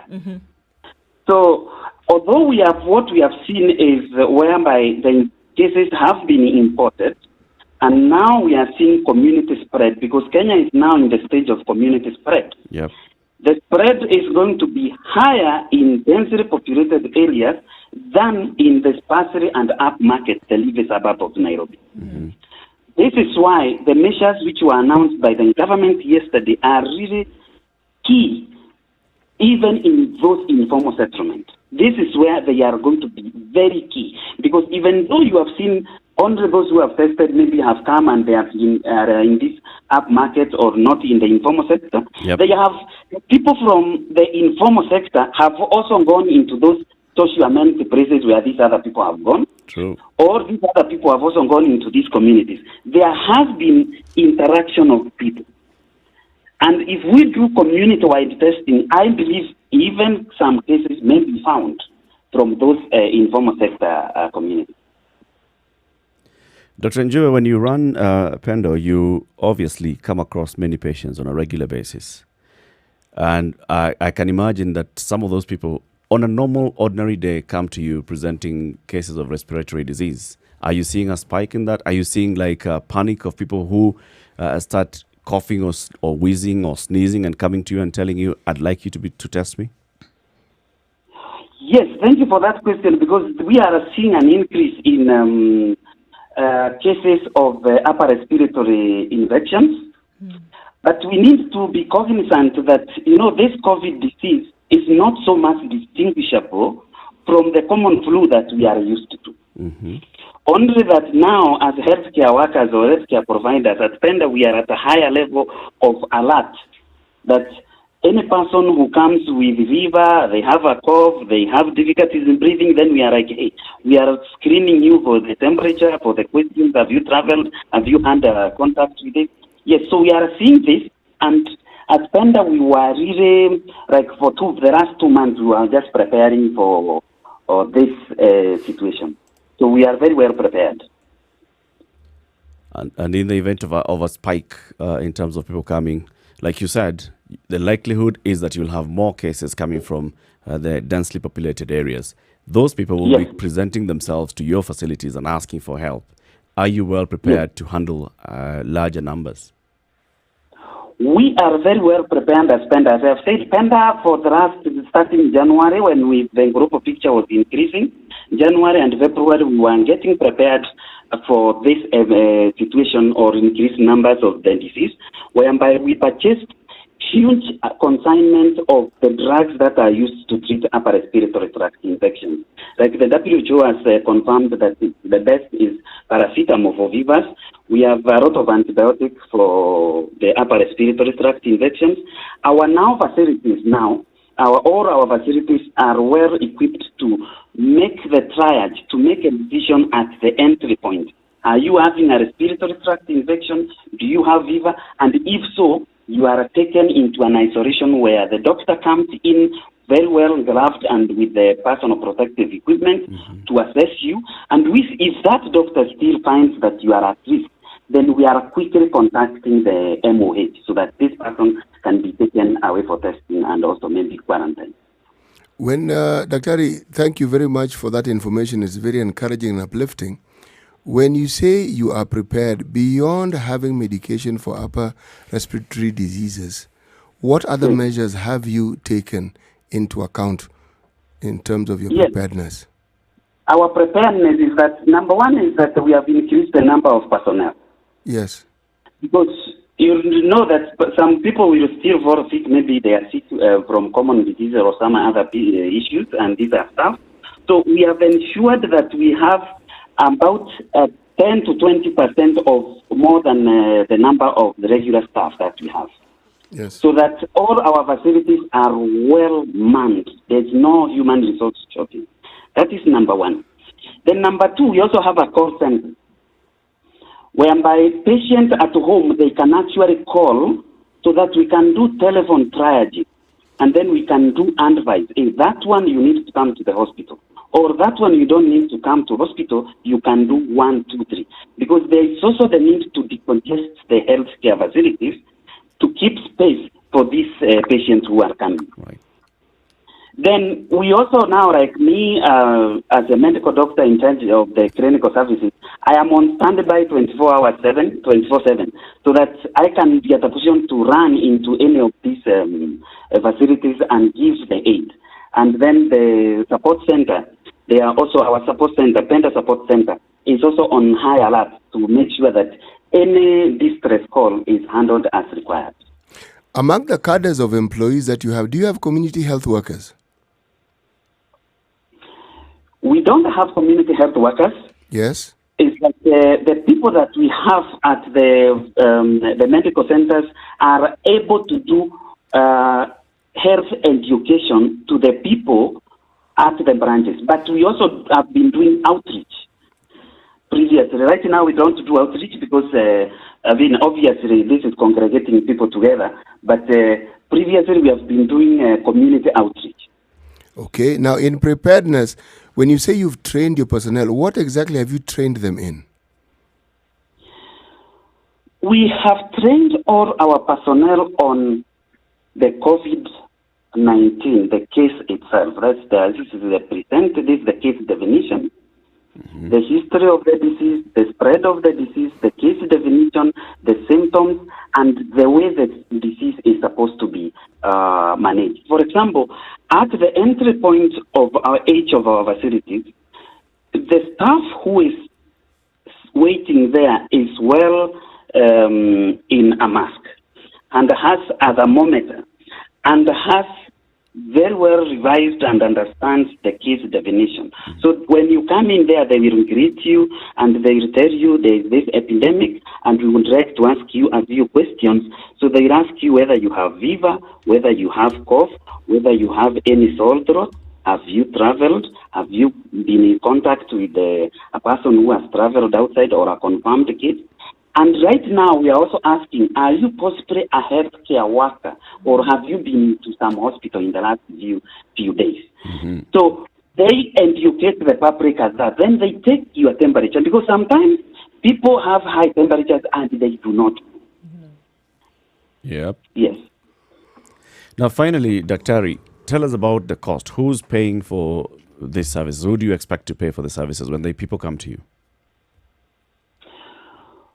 Just as before, we haven't changed the methods of payment of who is going to pay. Is that those who are paying cash, they will pay cash. Those who are on credit facilities, either from insurance or the corporates, they are still going to pay. But I would urge that the insurances to continue to pay for those who are insured, even if they are found to be positive, or the government to take up the cost of those who are found to be positive for COVID and quarantine or other measures are concerned. But as for now, if you are paying cash, you are paying for yourself or the insurance is paying. Can I ask the question, are you a not-for-profit organization? Are you an NGO? Are you a philanthropic? What are you? Yes, thank you. PENDA is not an NGO.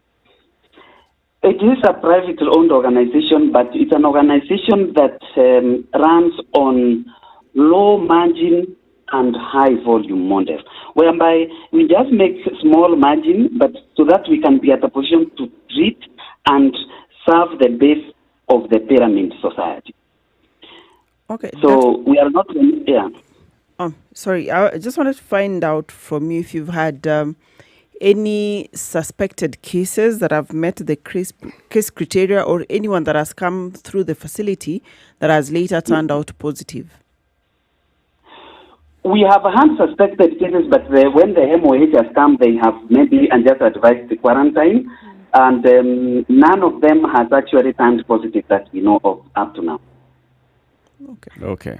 Right. Daktari, thank you very much for speaking to us.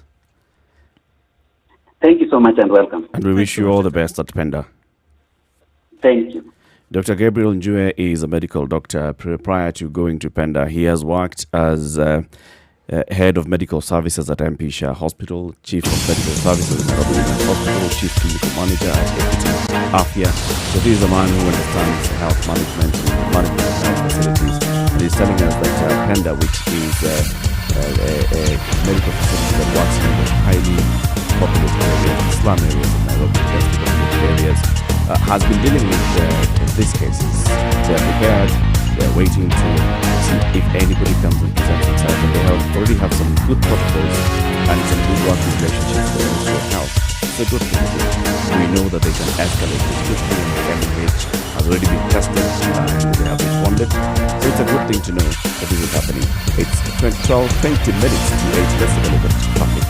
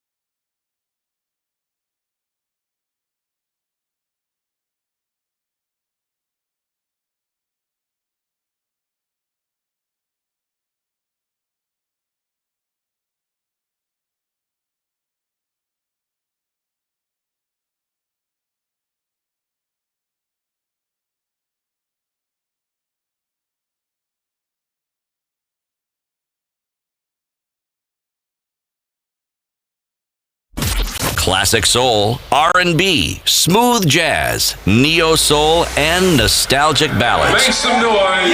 You're listening to Nothing much Spice happening. Kenyans still getting FM. into full matatus, guys. It shouldn't happen.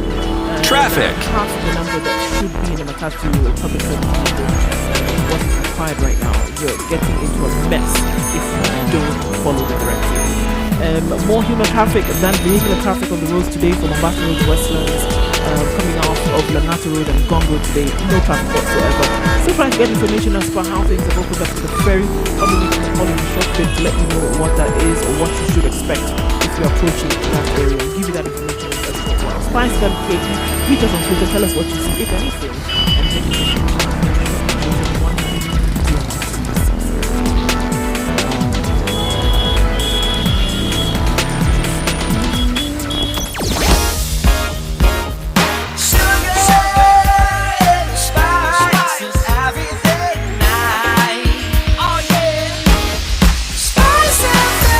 Spice up your life.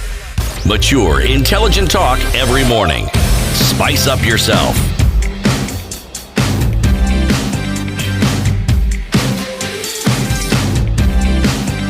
Mornings done right. 94.4 Spice 18 FM. minutes to 8 o'clock. This is a situation room. It's Kenya's biggest conversation. Broadcasting in Nairobi, Mombasa, Kisumu, Nakuru, Eldoret, Nyeri, Malindi, worldwide. www.spicefm.co.ke. We're also live streaming the show on Facebook and YouTube. Spice FM KE is the page and the channel. In the room, Nduoko, Eric Latif, CT Muga, and Dr. Mercy Karir. Any questions regarding coronavirus? 0719-012-600. Ask Dr. Mercy. We've heard from Dr. Njue, and he's telling us about the kind of preparedness that they have. I think it sounds positive to hear that, first of all, the community is taking action, ensuring that when they have those public common areas that they are providing community soap, there's water, and you go into the market, that there's, they're washing hands. They're doing what they can.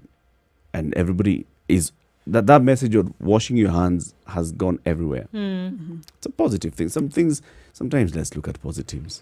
It's a good start. Before CT talks. No, it's not even that. I mean, this issue of public awareness, for the longest time, I've actually stated that the so-called public are underestimated and they understand a lot more. For the people who are ignorant are the leaders who think they don't understand. They understand.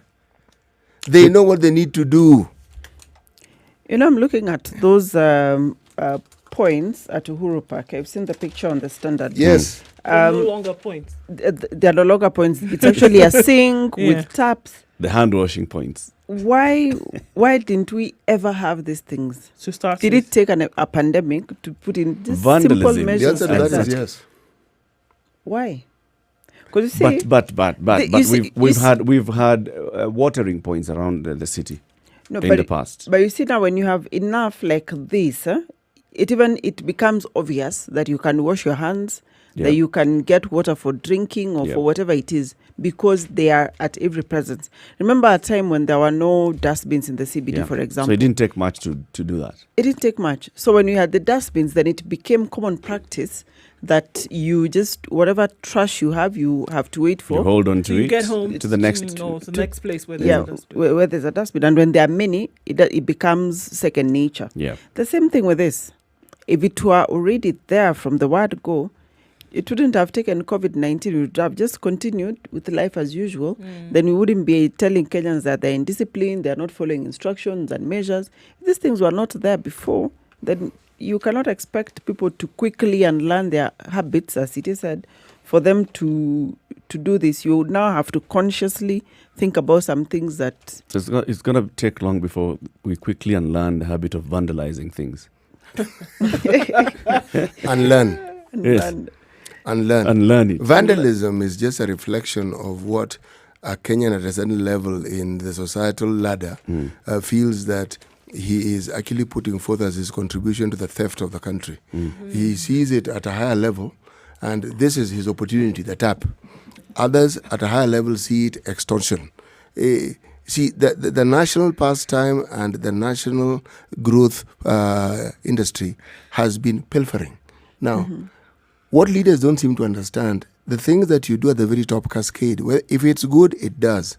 slowly. fish rot from the If head. it's bad, it cascades fast. Yes. So we are actually reaping what we sowed. Yes. So Because then you want to ask the question, these public taps, whatever, also put in Kigali, also put around several parts of the country in Rwanda. Why didn't they steal their own? Let me tell you, the people who put them up knew they are concrete.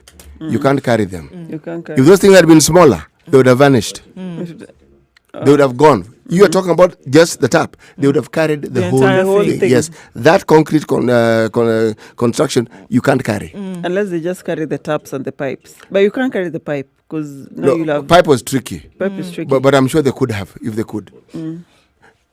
It is not a pleasant thing to say. It isn't. It is not even a good testimony. But this coronavirus is going to teach us to change not our ways, to change the way we think. I think it has presented quite a number of opportunities for us to see, the way things have been running is actually not the way they should. It had dawned on certain people at certain points that actually this is not how we should do. But what Corona has done is that it has now opened and it is on the stage for everyone to see.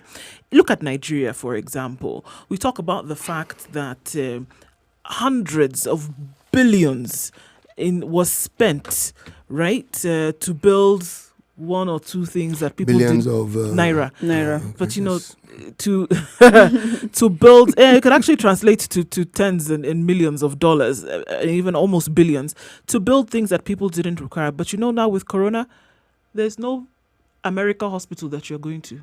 There's no London hospital you will go to. My friend, you get sick, you will go to National Hospital Abuja, or you will go to Lagos University Teaching Hospital. That is where you will go. Be you who? You have no choice because outside they won't even accept you, number one. So now you will wish and hope and pray that you actually put those public resources into things like healthcare, into things like education. Water because and at the end of the day, sanitation. all of us are drinking from the same pond.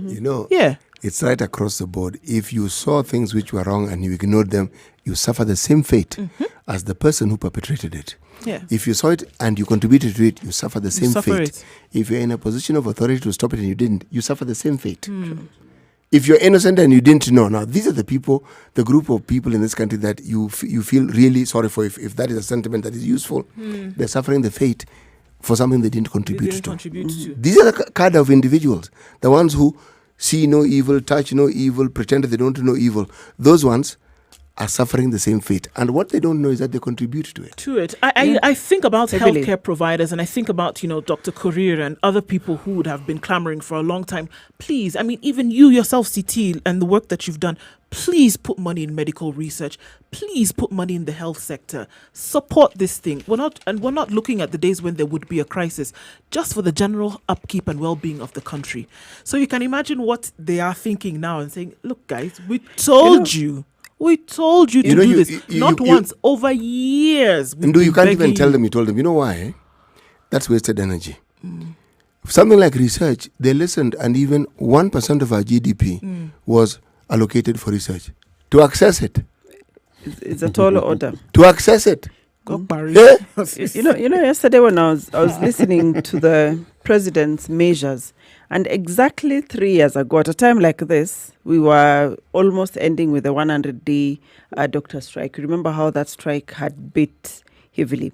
And the national government, the county government was hell-bent. No, these people are medical professionals. They go to work only for 2 hours. They just hang their coats. Then here they're asking for money. There's nothing negative that they didn't say. Exactly.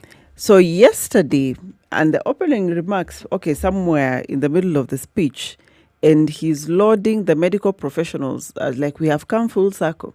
Back then, when doctors, nurses were asking for good, better working conditions and pay increase, there was no money. Yesterday, we had 1 billion shillings to new recruitment. For new recruitment, for you new caught that? healthcare workers. Maybe that's the thing I caught. I even wrote, I said, 1 billion shillings for recruitment. 1 billion for recruitment. And then on top of that, remember now, funds are going into setting up isolation centers, making the hospitals work.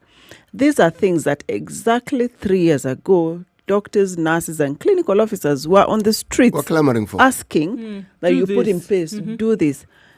did it take COVID for us to do the obvious? Yes. Apparently, yes, it did. No, it didn't strike. Got that. They No. didn't do it before. They didn't do No, it. they didn't. There were- Eric, Doctors there got were their money. promises. No, they There didn't, were Eric. promises, Remember- and by the time they went on Eric, they strike, there were didn't. promises. Doctors got We their will money. do. Doctors stopped putting coats on public hospitals and going to private Eric, which world do you live in? in this country. No. What you're saying didn't happen, Eric?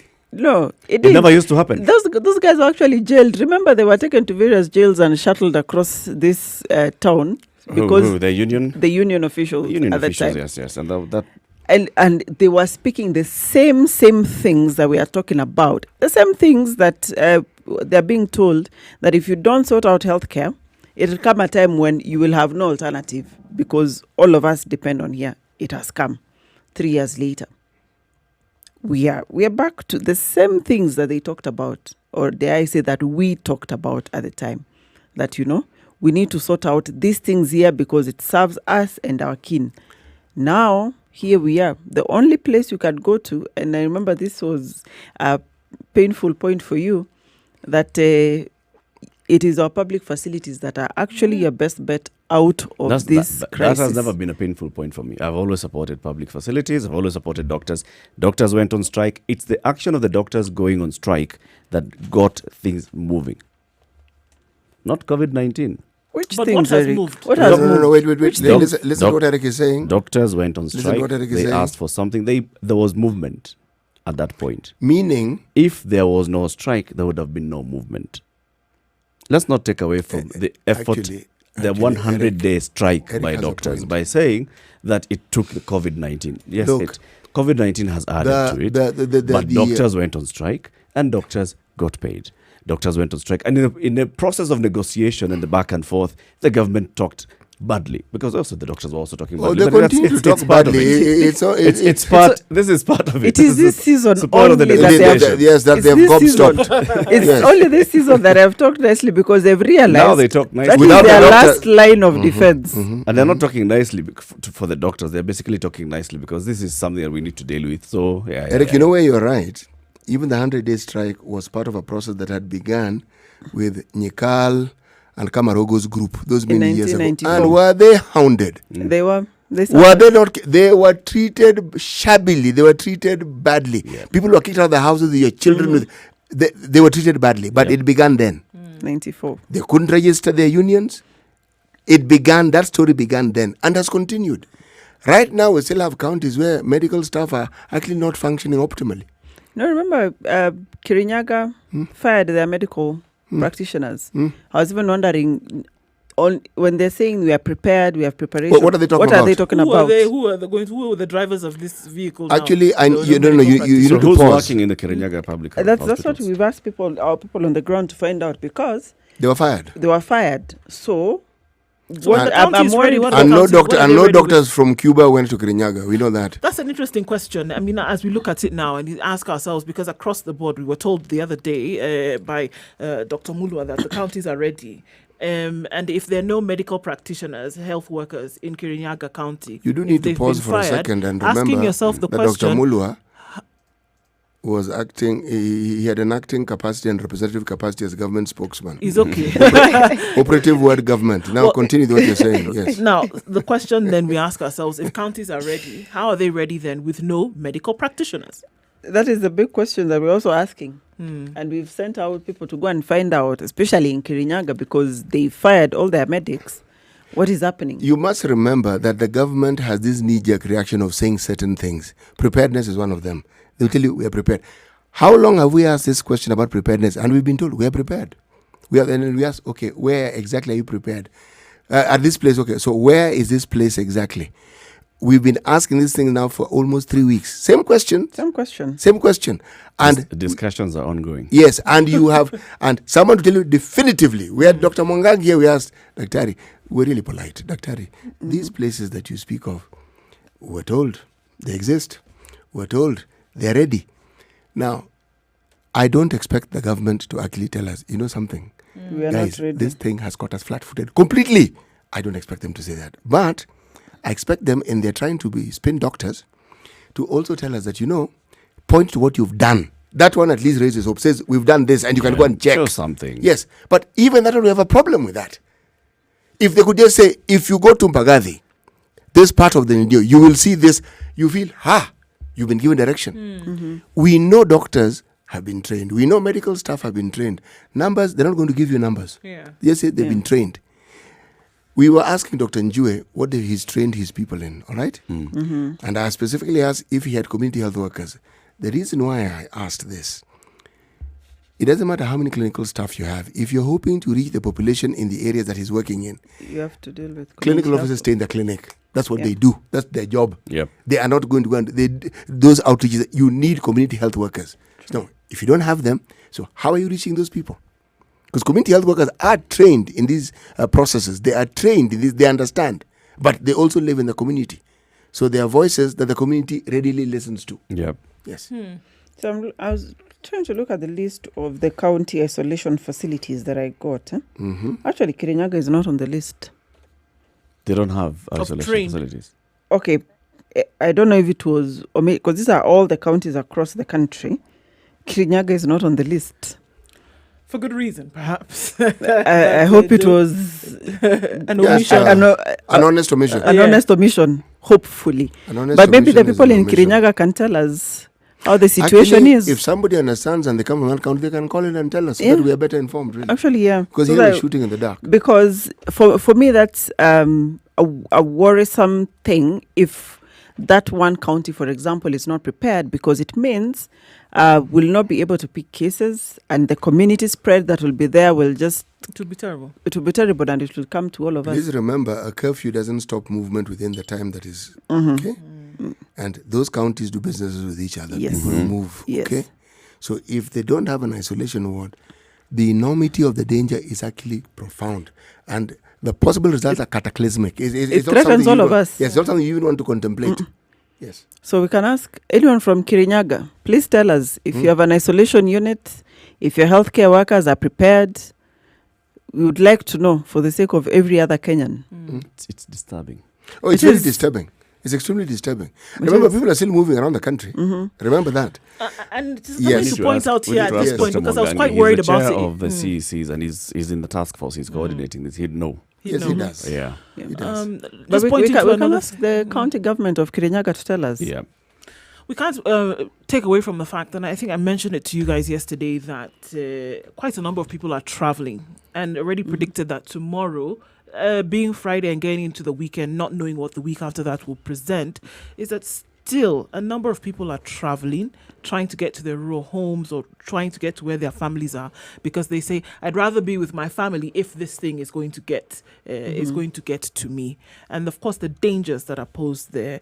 And they say that I will, just with using Kirinyaga as an example, that you get home and there's no facility that would be able to treat you if you then get into a tricky situation.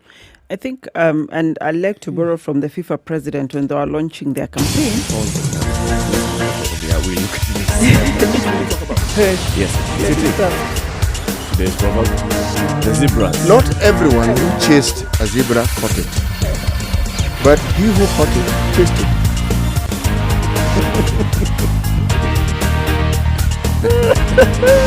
So this zebra thing has actually become my brother here. Yeah. It's got Eric's stripes up. South Africans and chasing of zebras. We need to understand where did they think of zebra and nothing else. Good morning. It's 8 o'clock.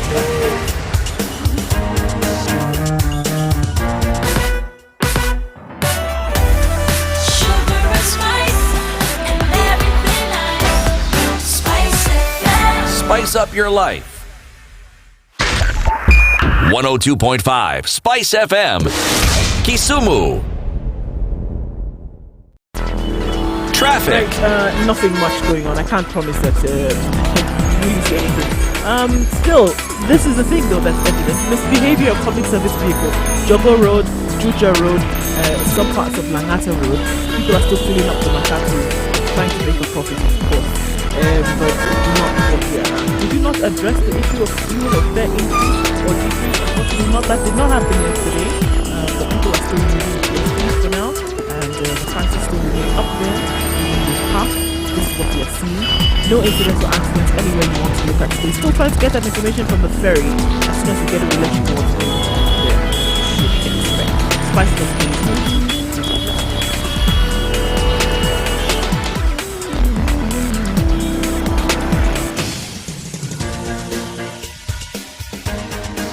This is The Situation Room, the home of hard-hitting political commentary and penetrating insights about the state of the nation. This is a talk radio experience like no other. The Situation Room, a place for hard truths, debates, and elevated conversations. The Situation Room, witty, political, engaging, deep, controversial. In the room, we have C.T. Muga, researcher, academic, seasoned political observer, a fountain of wisdom in these politically uncertain times. Ndu Oko, Nigerian by birth, Kenyan by choice, communications expert, Pan-Africanist, a truth seeker and believer in people power, and Eric Latin, agent provocateur, the man in the chair, seasoned journalist, news hound, a man who believes in punching up, not down. This is The Situation Room, the only way to start It's your 2:08. day. Good morning, and thank you very much for choosing to start your day with The Situation Room, Kenya's biggest conversation. In the room, we also have Dr. Mercy Karir, KTN's medical journalist. She's here with us. She's our guest host for the season. Any questions that you'd like to ask regarding coronavirus, COVID-19, ask Dr. Mercy, 0719-012-600. That's 0719-012-600. Before we went into the traffic break, you were saying something, and I asked you to take a pause. I'm pressing Oh, yes. play. This was borrowing from the FIFA president with the WHO boss when they were launching the campaign where now the footballing world is supporting the fight against COVID. And like he's saying, in any football, you have your strikers, you have your Midfield players, midfield, wingers, backs. and defense. So your healthcare workers are your defense. They're literally your last line. By the time you're engaging them, it means all of these other places have been breached. So if your defense is not ready, you have a problem. If your healthcare workers are not trained, if they are not confident, and we said training is not sitting them down and telling them about COVID, they know.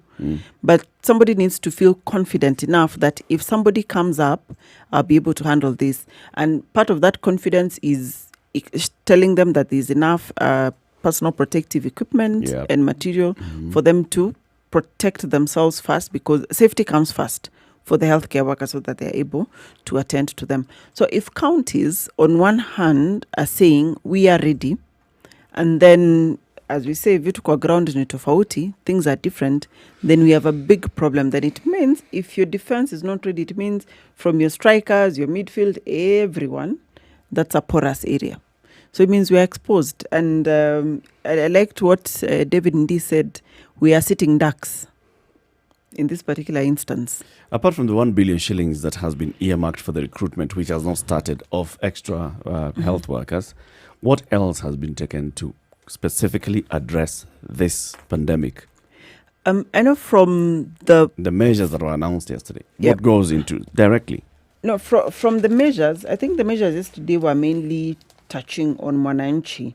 But I know from the other plans, like the monies that the government is supposed to get from the World Bank or has gotten from the World Bank, part of it is really going heavy on the healthcare workers and the healthcare system, like providing ambulances for the response team, the surveillance crew or the disease surveillance people who would be actively involved in contact tracing. Part of it will go into getting equipment, personal protective equipment for the healthcare workers, the diagnostic kits, as it's mainly on that front. So the government, on the other hand, Has the money now- from the World Bank arrived? Do we have the money yet? I don't know about that. No. Is it not possible for us to remove some money from others? No. So this is 1 billion shillings that had been earmarked Yeah. for UHC, that has been taken away from UHC to go specifically into recruitment of medics. Why not take another 1 billion shillings from that had been earmarked? There was an extra 8 billion shillings that was passed in the supplementary budget for UHC. Take some money there and do these things fast. Then when the money comes, you can return. Buy the PPEs. You need them right now. What's the process of procuring to get ambulances? How long would it take us to get ambulances if you're going to take money to ambulances? Why aren't we doing these things now and waiting for... I think we are still operating from a point of business as usual. People still want to follow the same procurement procedures because they are quoting the public procurement and and disposal. Yes, Act. Act. So people are it's still business as usual. People have not realized that things are different. So it would need probably a circular from the National Treasury to the procuring agencies in the counties or the various agencies of government to tell them things are different. You can go ahead and do this because of the urgency of the Why matter. is it so difficult for it to be seen? It seems quite apparent to everybody else that this is a matter of emergency. It's something that needs to be done now. And all this bureaucracy that all the bureaucracy that we would normally see in a normal situation is not the case. What you're seeing, you have a ringside seat into seeing how government actually works. Every Kenyan can see. This is it. This is it. Because you have a real Or problem. in this case, not work. Yes, you have a real problem. What requires doing is not ambiguous, it's clear, and you can see the dithering. And part of that calculation, you'll find there's some MOH official who's figuring out, how do I make money from this one here? Yes. You're still making There's also calls. that, Yes, that yes, issue. yes. Unajua tutanidi ambulance. Jipange alafu uniambie. Okay, ni watu gani wanaweza kutuuzia second hand ambulance ambayo imepigwa rangi mzuri Jipange. so that when it comes here it looks new. Wefanya mpango haraka Yes. haraka. Yes. And then we should probably realize, Eric, you're saying money earmarked for UHC. We are dealing with a health issue. Yeah. UHC is health. So really, The 1 What- billion, by the way, was taken from UHC, just so that you Yeah. understand. so I'm saying, as in this UHC is in health.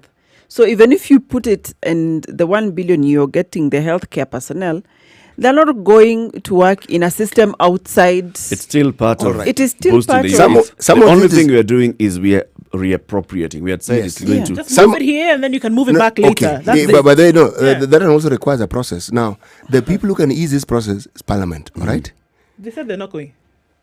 No. Whether they're not going or going, if people are going to die, they will also die. That's So, their it's not as though it's a biggie here, all right? So that recurrent approach of I'm not going to do this. This is not an uta-do situation, all right? Or a uta-not-do. Parliament have the mandate and the duty to enable government to do certain things. They can unlock. Some of these things I don't tell you, they can unlock it. Yep. The things they don't need to unlock, central bank can unlock, the treasury can unlock, the president Yeah. can unlock. Yeah. They just need to be willful and decide this is what we're going to do, and it's Exactly. done. So forget these nonsensical complications. How is it that everything that we've talked about, is it the first time we talked about stringent measures? When No, the it's last time we not. talked about it, expenses shot up. In fact, they didn't go down. They shot up. So if the government understands that this is a genuine problem, it clearly doesn't. Still not yet. It hasn't sacked. I haven't heard the government saying this is what we are doing to ensure that we are ready. Now we don't have those facilities in Kirinyaga, for example. Assuming that it's actually not just they didn't miss it by mistake. We don't have a facility in Kirinyaga. Ensure that works. The facility that we are seeing in what county was this that people were being taken around and they had to be brought to In Bungoma. that's Bungoma. If Bungoma is not well prepared, take money to ensure that we are ready in all ways. Then come and tell us about post-COVID recovery. But for now, how much money has been taken to the Ministry of Health to ensure that our people are ready? Eric, Because we have enough. you know why the wartime analogy is often important? The first thing it talks about, you look at what are the critical services that the country needs without which the country can't survive. You isolate them. Okay, these are the things we spend money on. Yep. Do we need to do them? The answer to most of them will be no, we don't. No, actually. you can Like- stop a like- lot of like- these things like and for- divert the funds. For Absolutely. example, right now, foreign travel. Why can't we move all those funds that have been allocated or earmarked? Because we're not for foreign traveling. We are not traveling. Why not move all that funds into the healthcare Go system? to parastatals. All the money that we earmarked for buying fuel for KP, which we're now not going to buy because they're not traveling. All the money that we earmarked for starting to build roads, which the roads didn't exist, those people haven't died because the road wasn't there. Don't bother with it until later. Essentially, make sure you provide water, safe water. That is essential. Right? Make sure that our health facilities have adequate equipment, adequately trained personnel. That is essential. Then look at other things. Food. How do you make sure that our people actually get fed? What is the mechanism? very picture of that. These are the things that fall Sort in out. place quite Fall in nicely. place, yeah. It's been called a dose of hope. Yesterday's measures were announced by the president: 100% tax relief for Kenyans earning 24,000 and below, reduction of payee and income tax from 25% to 30%, reduction of VAT from 16% to 14%, reduction of TOT, that's turnover tax from 3% to 1%, and well, there's a debate back and forth. There are those that are saying these are good measures, it's a starting point, it's a good place to start. There are those that are saying, well, yeah, you could have started, but this is not going to have a direct impact on today's life of very many Kenyans. Let's talk to a tax expert to help us understand that. Shortly, we'll be talking to Edward Mochinga. He is a tax partner at Viva Africa LLP. First, let's take a look at weather.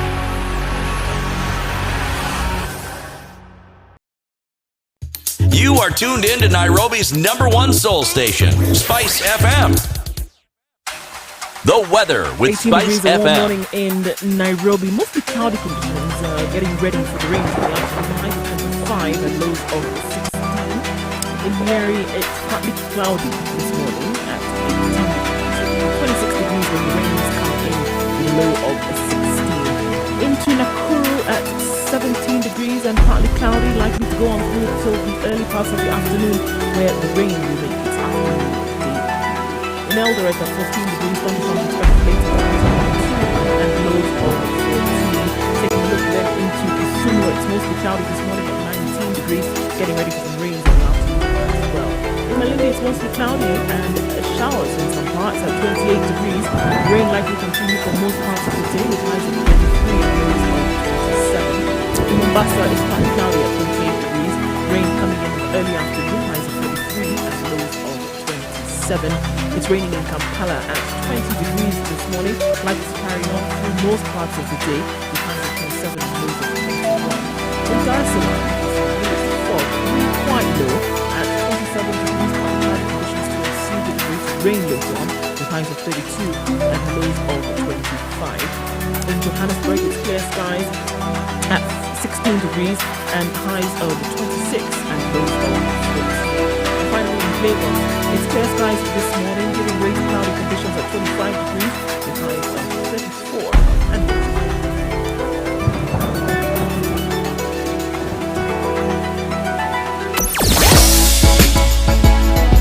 Sugar and spice and everything nice. Spice FM. Spice up your life. Mature, intelligent talk every morning. Spice up yourself.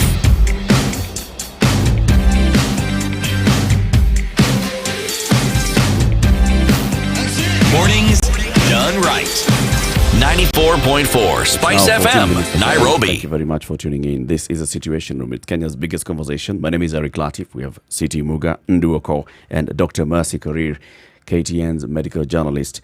We're now going to talk on the phone with Edward Mochinga. He's a partner at Viva Africa Consulting, a leading tax advisory firm in Nairobi, looking at the measures that were announced yesterday by the president. This is after such a huge clamor from all sectors, the private sector, the business community, citizens saying the government ought to do something to cushion us from what we are going to experience with this coronavirus pandemic. Good morning, Edward. Morning, Eric. How are you? We're fine, thank you. Asante sana for joining us. Thank you very much for hosting me.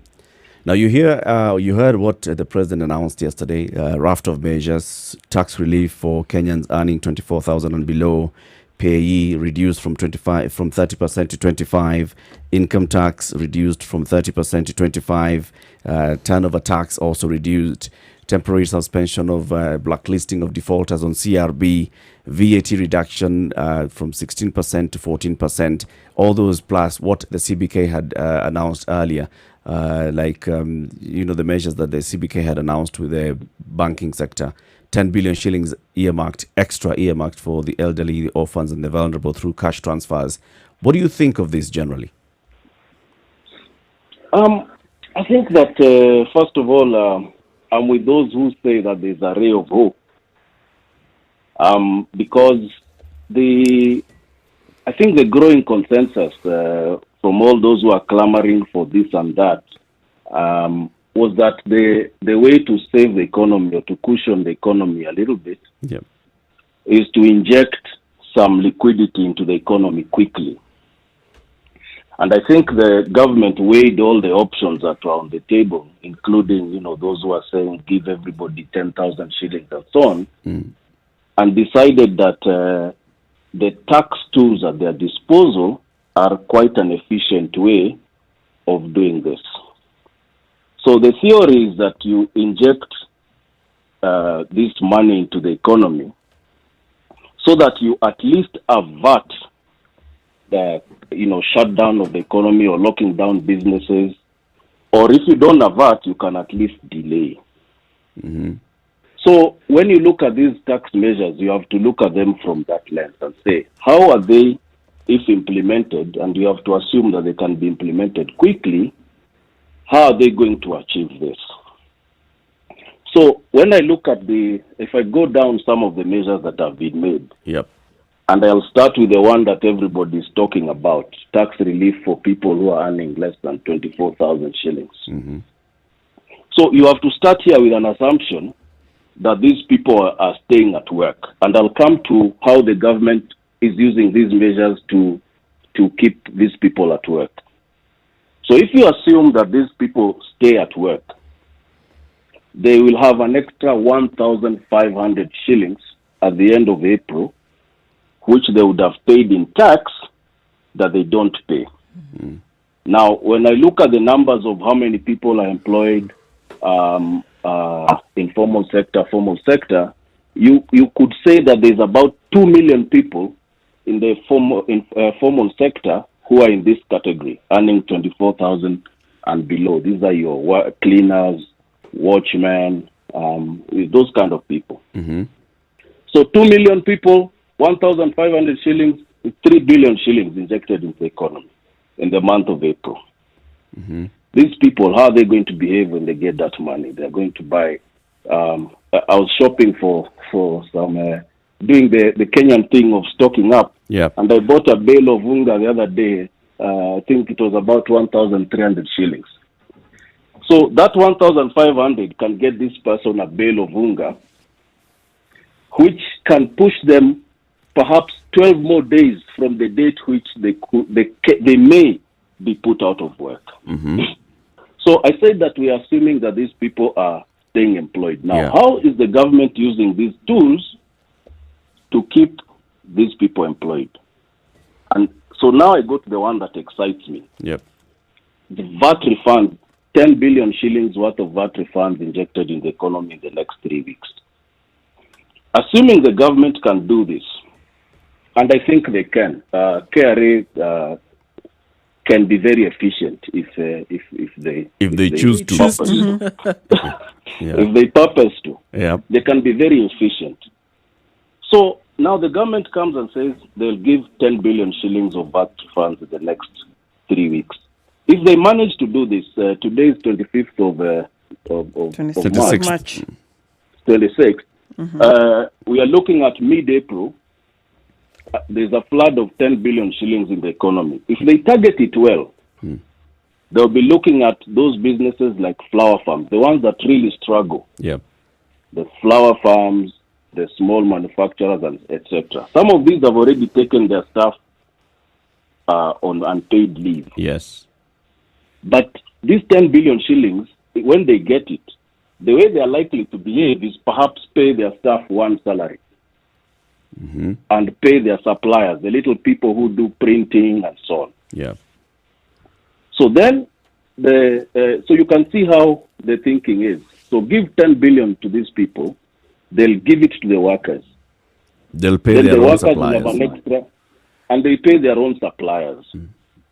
So and I heard you say in the morning that there's a group that's been forgotten, the SMEs and so on. Yeah. This is how they get reached. So the 10 billion goes to the flower farms. The flower farms pay their suppliers. They pay their staff who are on unpaid leave 1 month's salary. They've moved us a month further. They've kicked the can down the road. So and that is that's VAT refund. If you come to the corporate tax and income tax reduction, this one may be a little bit more longer term. Yeah. But it can have also an immediate effect in this way. Yeah. Corporates, especially those who have a December year end, pay installment taxes on the 20th of April. And they pay the balance of taxes for the previous year on the 30th of April. Mm-hmm. Yesterday, I was having a discussion with a group of 4 mid-sized sort of business people. And the questions they were putting to me were around delaying or not paying their installment taxes in favor of paying salaries for their workers, or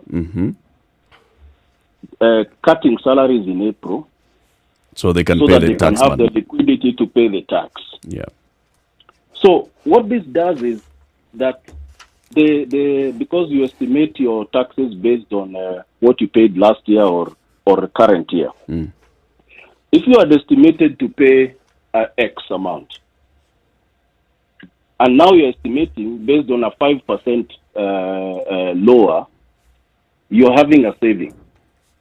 So on the 20th of April, you're going to have a certain pot of cash, and you can make the decision to delay a decision to send workers employees home. Exactly. So on the 20th of April, there's another injection of cash into businesses. These businesses don't opt to cut salaries or send people home. They move us along one more month. So if you can see the way the dates are coinciding, I think that, and very speculating, this is meant to kick the can down the road 1 month. And if you are optimistic like me, COVID-19, the worst is averted.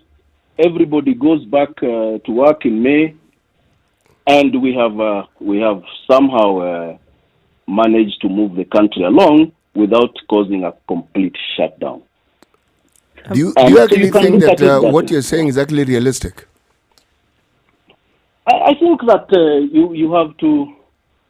It is realistic, City. I think that if I look at it from purely a tax point of view, I'm not an economist. Yeah. These are real considerations that people are making. And someone told me yesterday evening after these things were announced that they were going to have an extra 2 million shillings, and they were not going to send people home in April. They might think about it in May. So I think very realistic. I think that someone has put a little thought into this. Like I said, I think that it can only be a kicking the can down the road. If this thing goes on for a long time, then perhaps this may not be enough. By realistic, what I actually meant was, do you see it being implemented? So the last year, towards the end of last year, the president announced that there would be an accelerated payment of VAT refunds. Yep. It did happen. There was a lot of VAT refunds that were paid. So I think that that it can happen. Pending bills has been a conversation since mid last year. Yeah. The fact that we're still talking about paying the pending bills to the tune of 10 billion shillings or so, it means that they still haven't paid those, cleared those bills. Yes. To a large extent, I think I've not had a consensus that there's been action in that respect. Yep. But maybe this will be the time. Also, I think I saw a little bit of seriousness in the president's eyes yesterday. When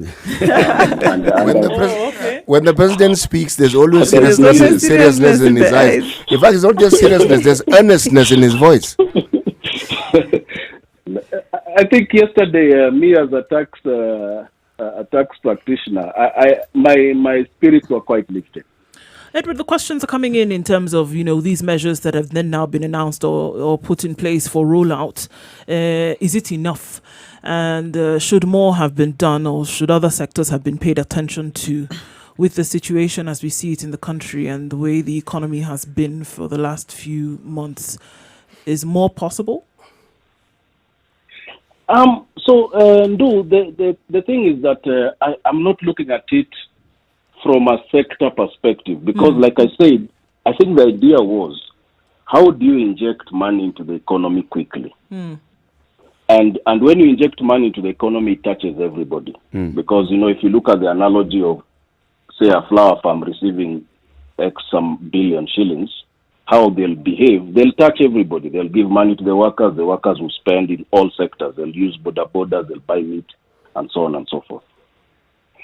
So I think that we don't look at it from a sector perspective, we look at it from the impact. Now, is it enough impact? I think that depends on how long this thing is going to drag out. Because if you count the money, so we need to count the money. 10 billion shillings in refunds, 10 billion shillings in to the elderly, assuming that it can go quickly. A few billion shillings in paid bills, spending bills, say another 10, that's 30. The corporate tax reduction of 5%, though I say this is long term. I was looking at some statistics and I saw that there was a collection of about 300 billion shillings in corporate tax in 2018. If you do a linear analysis, if you use a 25% rate, it's a 50 billion. So you count 50 plus those 30, you're talking an injection of 80 billion. When I've been looking at opinions and so on, people are talking about 70 billion, 100 billion. So I think that theoretically, the numbers are there to move us along. Okay, the numbers are there to move us along. Whether it's enough depends on how long this thing drags out. Because I think that if it does get finished, the economy will bounce back. So there are no another pressing there are no issue. fundamentals to keep the economy down. The economy you're referring to is the Kenyan economy before the coronavirus, correct? Yeah. Okay, and what was it going to bounce back to? No, so what I mean by the economy will bounce back, for example, in the sector that I'm in, so I'm a tax advisor. There's people who come to me when they want to invest and so on and so on. These people are not investing now, not because there's a fundamental in the economy that will make their project less viable, but because they physically can't. So they are waiting. This thing gets finished. They come back. Now, when they come back, they're going to hire me. They'll pay me fees. So then you so can. I think that you can pay your workers and such. And then I can pay my workers. So I'm eagerly waiting for this thing to get finished in 2 weeks so I can advise on that project. So that's what I mean. Right. If you look at agriculture, there's been good rains. So there's probably a safe for the local. But there's maize and there's wheat. And so people are waiting for this thing to go away, and they go back to the factory and start milling. 2 questions for you, Edward. From a Mwananchi perspective, we are talking about impact. We've proposed VAT moves from 16 to 14%. Yes. Am I going to feel that impact now as a consumer, or when does this impact come in place? And what am I looking at? Is the fuel going to go down? How does it translate? How does it translate to the mamamboga and the boda guy and that laundry lady of mine that comes to my house? What are the tangible impacts of this, for example? Yeah, so this kind of numbers, if you look at it at your very micro level, you will not feel the impact. And this is not what it's meant to do. I think that this is meant to, VAT cuts across very widely in the economy. The incremental impact from everybody makes for a large impact collectively. So 2% worth of VAT, what it will do, it will make your electricity bill a little bit cheaper, your fuel bill a little bit cheaper. It's a haba kind of theory. Yeah. Yeah, you will not feel it too much, but the miller, the manufacturer, the cement factory will feel it in a big way because of the electricity bill goes down. So a big chunk of the population then, Edward, is going to feel that this has addressed as a club, an elite club, the big Wadosi. Basically, this is our Wadosi measures, because if they're not going to feel the impact of it directly, comparing to what other countries are doing, they're putting direct cash, sending M-Pesa to people's phones. Yeah. And I think that to have that kind of interpretation, Eric, because one of the things that I didn't speak about that I can say now is that you guys sitting on that table still have your jobs. You're in this next month, you're going to experience a 10,000 shillings more in your pocket. But the small person, this 5% doesn't make a big difference. Yeah. And I think that is why this other measure, turnover tax, going down 3% to 1%, this is what I think it's meant to do, because I don't think that this one will do anything to the economy, but it's a signaling effect. We've been struggling with, and saying this tax is going to hurt the small people and so on. Now, the small people have something. Yeah. They have 1%. Yeah. Mm. It's just optics. But you're saying it's good optics. Lip service To show that something was done or something was considered. Good optics. It's good optics because I think that the ones that have been done that impact the big corporates are good for the economy for the reasons that I already said, but they're bad. They're not very good optics. So add something that is also good optics, and you balance the picture. Okay. So listening to you, Edward, you're looking at this as a temporary measure, and you've rightly said so, maybe for a month.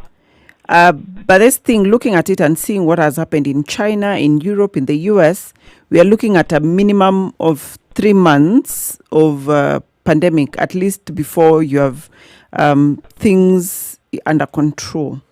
What should be, or what would you propose is the next steps after that 1 month? Because realistically speaking about it, I don't think in another 1 month we'll be out of the woods yet.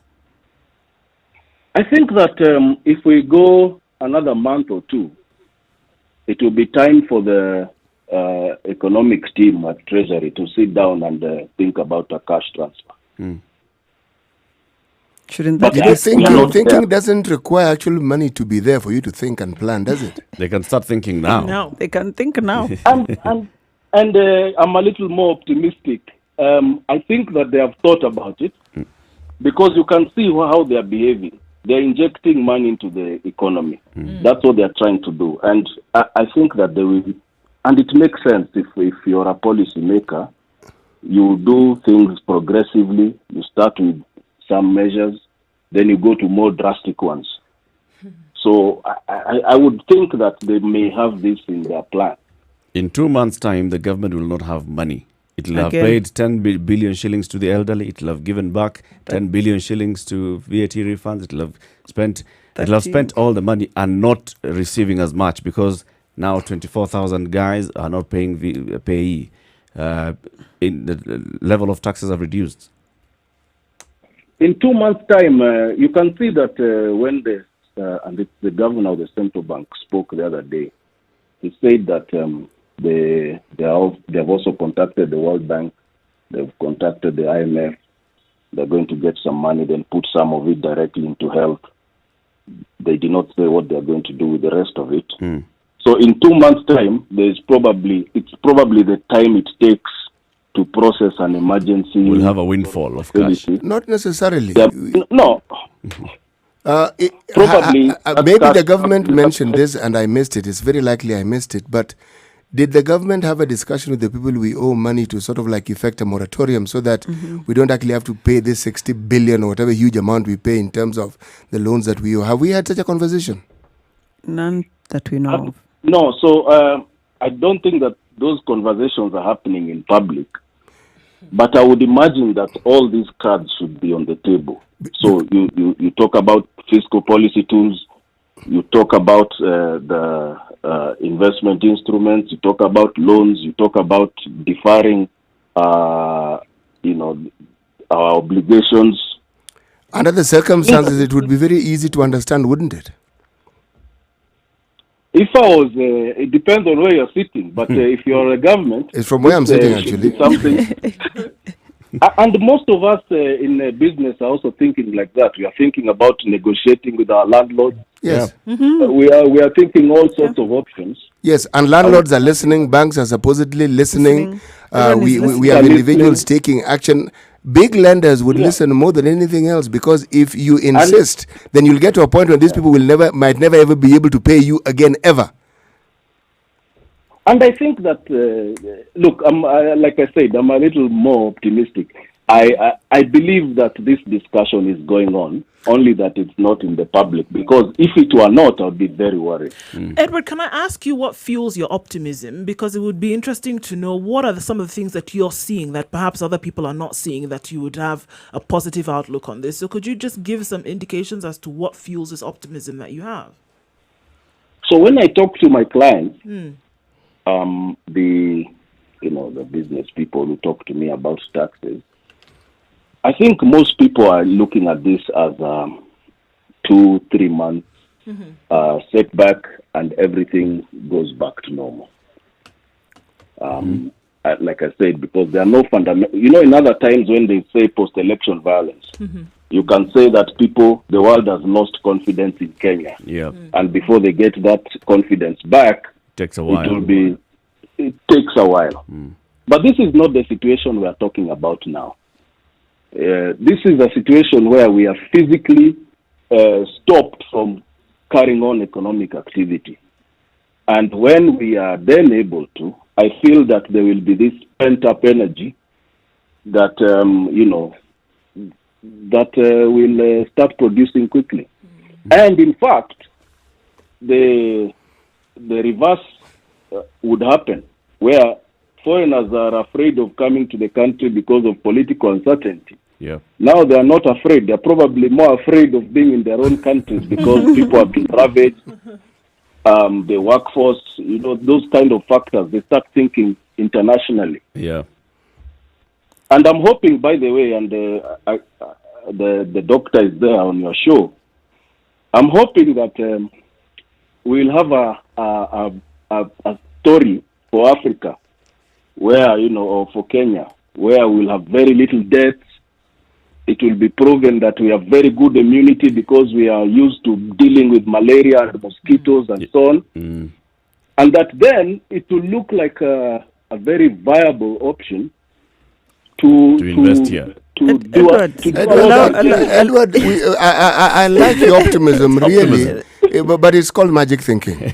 Edward, remember at the beginning of this pandemic, people are like, no, this thing cannot survive in Africa, blacks cannot get it. Here we are.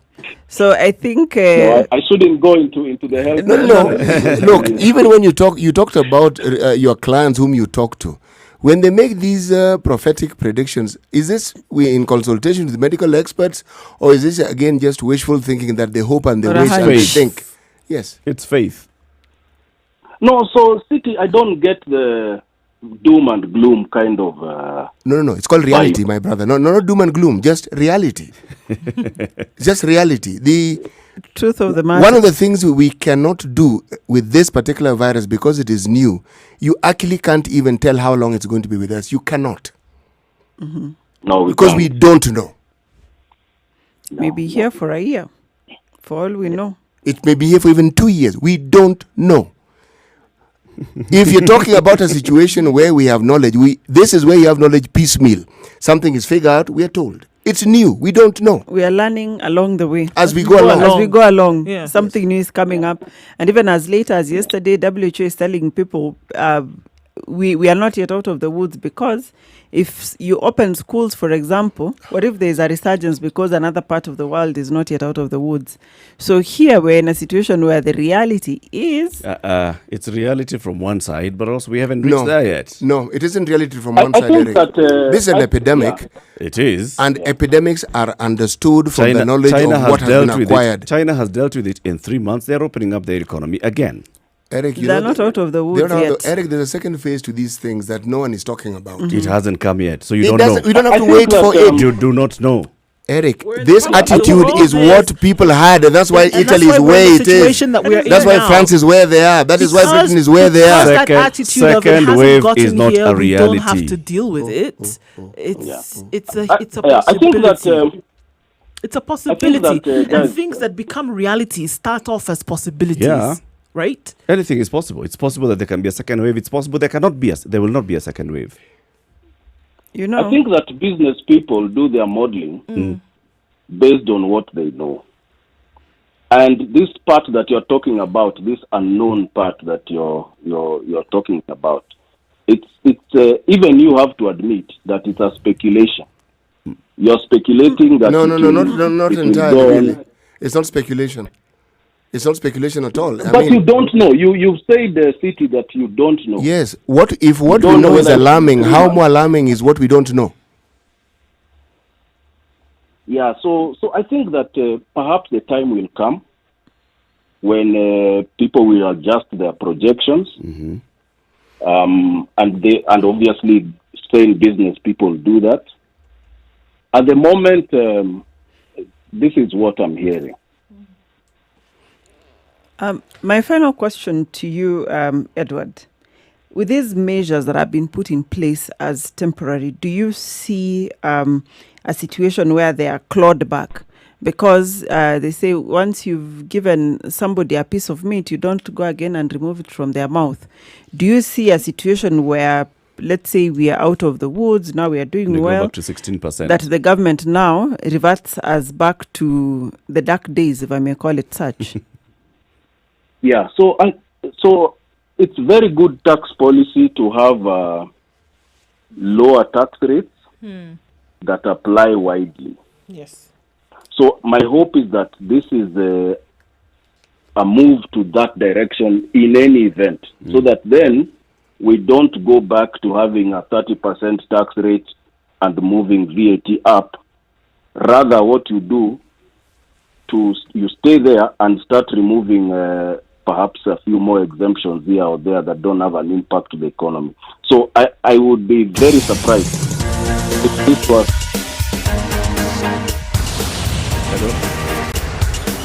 If the games were close up. Edward, we have started losing it, but thank you very much for speaking to us this morning, Edward. Yeah, we lost you, but thank you very much for speaking to us this morning. Thank you for taking our questions, clarifying, giving us your optimism and where you're coming from, and your understanding of the measures that were announced by the President yesterday. Edward Machinga is a partner at Viva Africa Consulting, a leading tax advisory firm in Nairobi. He's been telling us, these measures that were implemented by the government, and from where he comes from, seeing the thinking behind it from the government side. It's a quarter to 9 in the morning.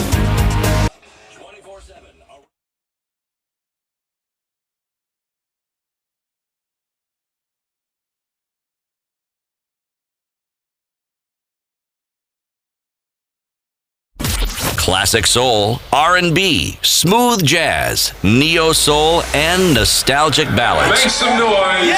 You're listening to Spice FM.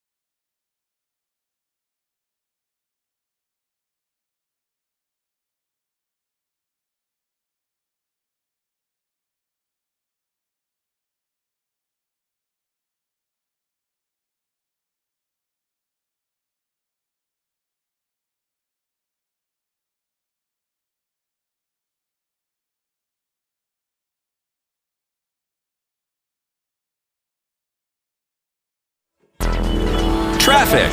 We have some travel out of the city today, and we have quite a number of passengers leaving the city, and we have a bit of right now just coming. But apart from that, not much.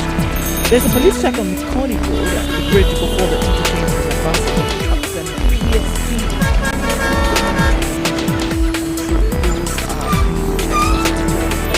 That area as well. Outside of that, not much movement. The most traffic you'll see today is so,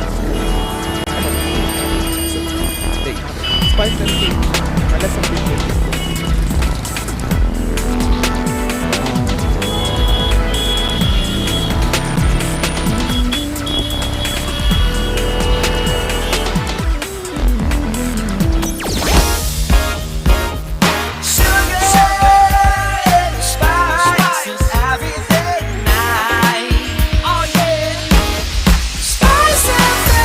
Spice up your life.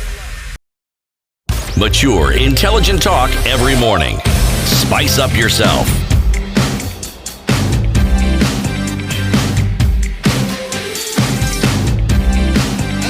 Mornings done right. 90 Kenya's biggest conversation. So those tax measures and the measures that were announced by the president, after Edward Mochinga's explanation, do you feel more optimistic? Most definitely not. Why? The reason is this.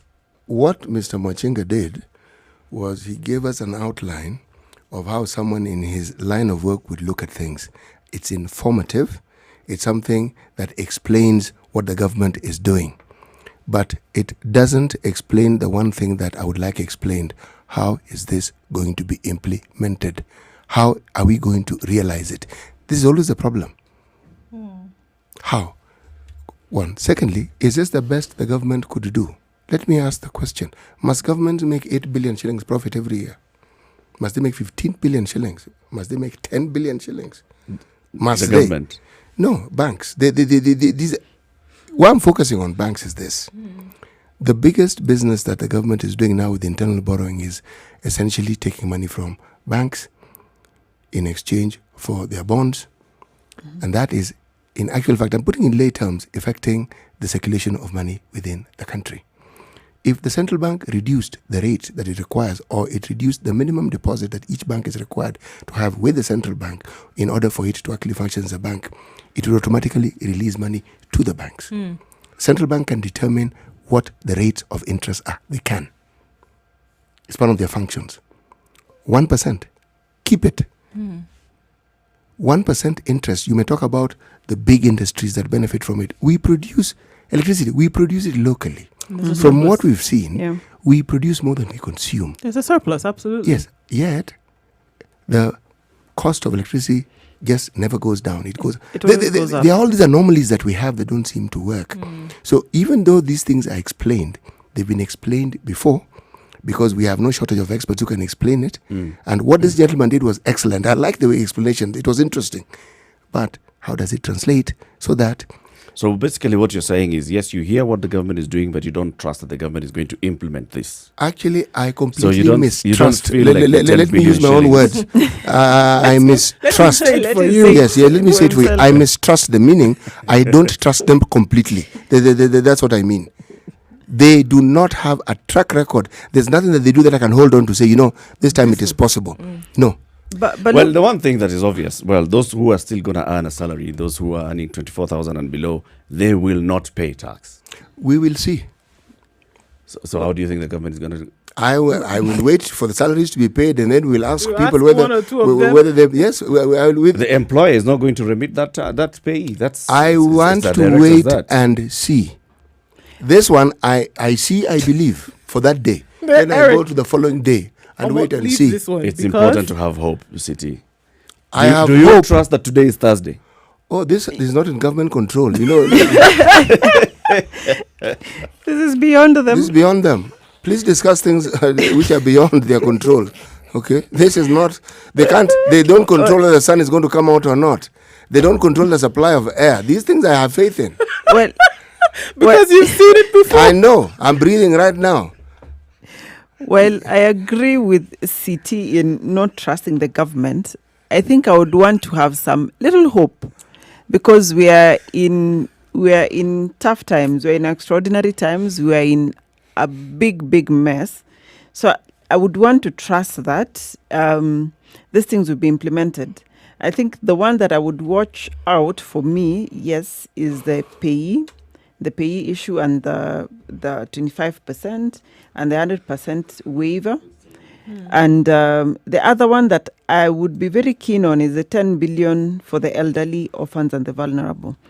Going by the track record of this country, I would not be surprised if already somebody is salivating for that 10 billion and affecting somebody who rightfully deserves this. So I think part of me hopes that this will be implemented because of the situation that we are in. But another part of me is... has already made a decision. Where my hope lies is that I'll be proved wrong. That's where my hope lies. If you In fact, you would be happy if you were proved wrong. I really want to be proved wrong here. And this one I'll apologize. So let's look at the profusely. measures. Let's look at the measures where it's possible that the government could dilly-dally in implementing things. 10 billion shillings going to the vulnerable, the cash transfer. They haven't done the cash transfer in the last 2 months. So you're talking about 10 billion shillings. By the time they process and the cash moves to the people, it may take a while. Eric, how long does it take to process? See, the money is with us. It's with Treasury. It is. No, wait, coming from somewhere. Are we waiting for it to arrive by some means, by shape or something? No, we have the And money. is it caught in the Suez Canal? I mean, is there a hold up somewhere? Or like the equipment that It's the here. Germans are claiming It's got lost? There's Did this keying plane in. land with the plane with There's this money? keying in, that there's transferring the cash to specific bank We accounts. were told and here all that these things. these systems that the government have, they're switched on and off by this same government. Something that I heard and my heart rejoiced was the 1 billion for further recruitment. I said, really? Now, the president clearly said, we'll be further informed about the details. I want to know when they're employing these people. How soon Because they're there, they're trained, they're They're ready. there. I want to know. And if we There can go are to another 3,000 of measure them where on we the talk very about list. this 10 billion for the elderly, it Yeah. would be very interesting to see how, because that's, I think, one of the things that you say, we can say things, but then how is it going to be done? Then you have to ask ourselves the question, The structure actually is already there. If, Because they've been sending money to the these vulnerable people. They've already been That structure identified. has existed for It's quite there. some They time have now. received money before. They have. They're supposed to be receiving money every month, 2,000 shillings. They it comes in don't. tranches. they're It supposed to be. it comes quarterly, right? So the money comes quarterly, and this is how it happens. So by the time now they process this 10B and they look back at the backlog of what they had, all those kind of things, it may be an issue. As but they will be paying what they should have paid before. Yes. And so now the one that they should be receiving now is going to be dead in the water. That's why I share with cities pessimism. Because that cautious money No, is this going to isn't pay what pessimism. should have been sorted This out is before. realism. Distrust. No, but it has sound foundation. It is based on experience. Things said, never done. The list is endless. And now with these new promises, the list is growing. I am saying, if we employed all these nurses, all these medical practitioners, all these doctors, just employed them. I'd sigh with relief. I'd say, we at Just least that now one have alone. personnel and we are readier than we were before to tackle this thing. It is a good thing. Step one, it makes it easier for me to believe that the vulnerable population will actually receive what they're supposed to receive. It will be easier for me to actually believe that when they talk about all this wonderful 1% reduction, 2% reduction VAT, 5%. it will make it easier for me to believe. That But it will come yes, but through. as we currently stand in the information I've had with how the government functions with its promises, I'm afraid my position is still the same. I don't believe. But then that has dire consequences, seeing the situation that we are in currently as a country. If these things are not implemented, our economy, it's not that our economy was doing well. So we'll just sink down. Yes, we will. Unfortunately. Can I interrupt you guys and ask that we cross over to Uganda? Please. Let's go to Uganda. Let's go to Uganda and hear what the Ugandan government is doing there, because that would be something a bit more interesting, right? So we'll be speaking to Marcus Kwikiriza, who's a host of Next Radio in Uganda. So let's listen to this. So they are also transmitting us in Uganda right there, and they'll be joining us on air. We'll be talking to people in Uganda through Next Radio. The people in Uganda through Next Radio are talking to us on Spice FM. Good morning, Marcus. Good morning, Eric. How are you doing this morning, sir? We're fine, thank you. Welcome to the Situation Room, and also we are welcoming ourselves into your show. To the morning Zoom. Yes, you're very welcome. Good morning. Good morning. Good morning. In the studio here with me is CT Muga Nduoko and Dr. Mercy Korir. Okay, with me is Kitui. I know she's not Kenyan. Good. Nice speaking to you guys. So, we first of all would like to hear your experience on what's happening via the COVID-19 response by the government of Uganda. We hear it's your president who keeps addressing you all the time. Our president addresses us, once a week, sort of. Actually, he's done so 3 times. I think we have a vice president who's taking quarantine very seriously. So, so the biggest responsibility has fallen on the shoulders of the president. I think we were lucky. I don't know if it's luck only because we took a lot of precaution. We had our cases coming a little bit later than most East African countries. And as of yesterday, we had 14 confirmed cases of COVID-19 patients. So the president is the one who normally comes to talk about the decisions that government has made. The ministry or minister can talk about the confirmation of the cases and how many they are, and they'll come and update us on that and any measures per se. But with regards to what the decision has been made because of these infections, that is to the hand of the head of state. Right. So we also have a crisis response committee. This is called the National Emergency Response Committee. It's headed by the Minister for Health. And he also has some cabinet colleagues, transport, communication, security, and the rest, and medical experts. They're the ones who give us updates on a daily basis. And they've been very good at that, giving us updates on the number of confirmed cases, the number of suspected cases, and then the kind of measures that the government is taking.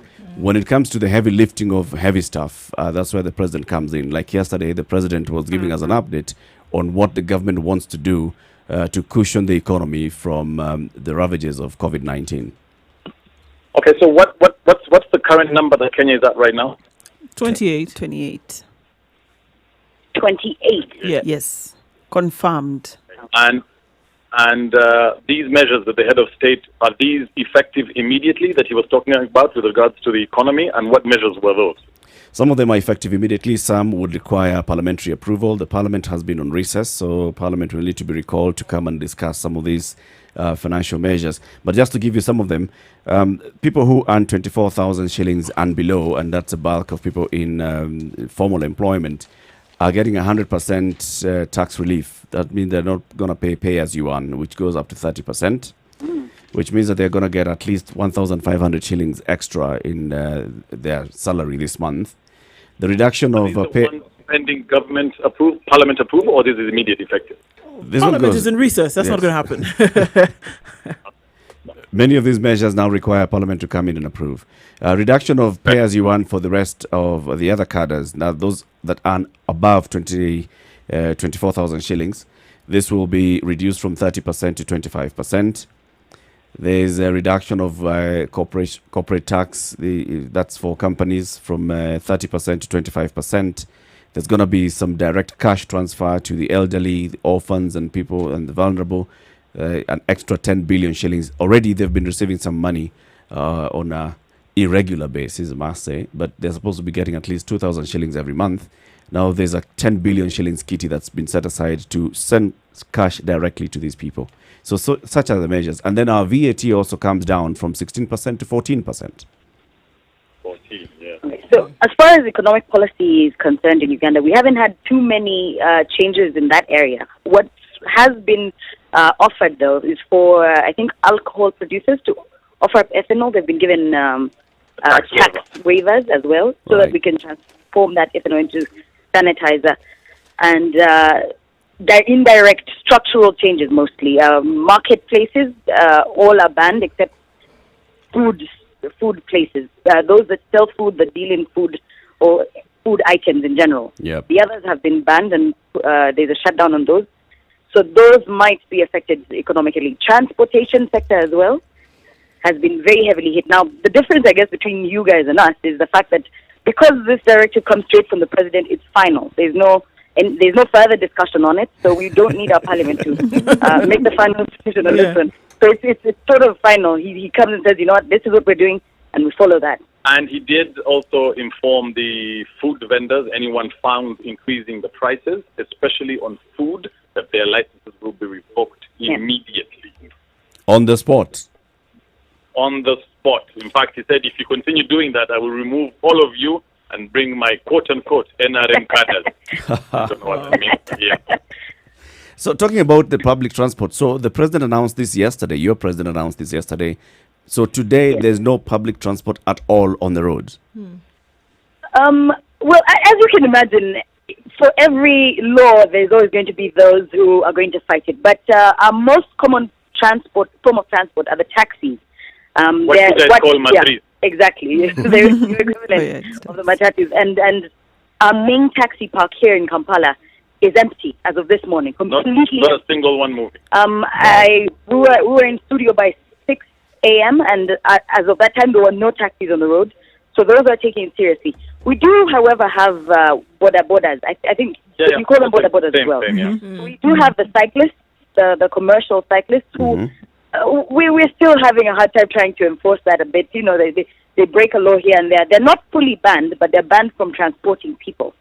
They're only transporting food and other items. No people. Goods in general, but no people. So those are still, there's still a bit of work trying to enforce that, but the police is up and active, giving them what they require, which is chiboko. Like what we saw in India, the same thing. You violate any restrictions, and it's instant justice. Yeah. And our police guys have kicked off with roadblocks this morning. You know, because I think they expected that. They know that these guys are going to be big-headed and try and transport one or two people here and there. But as of 7 to 8 a.m. this morning, 8 a.m., about 6 roadblocks were up and active and trying to enforce that law.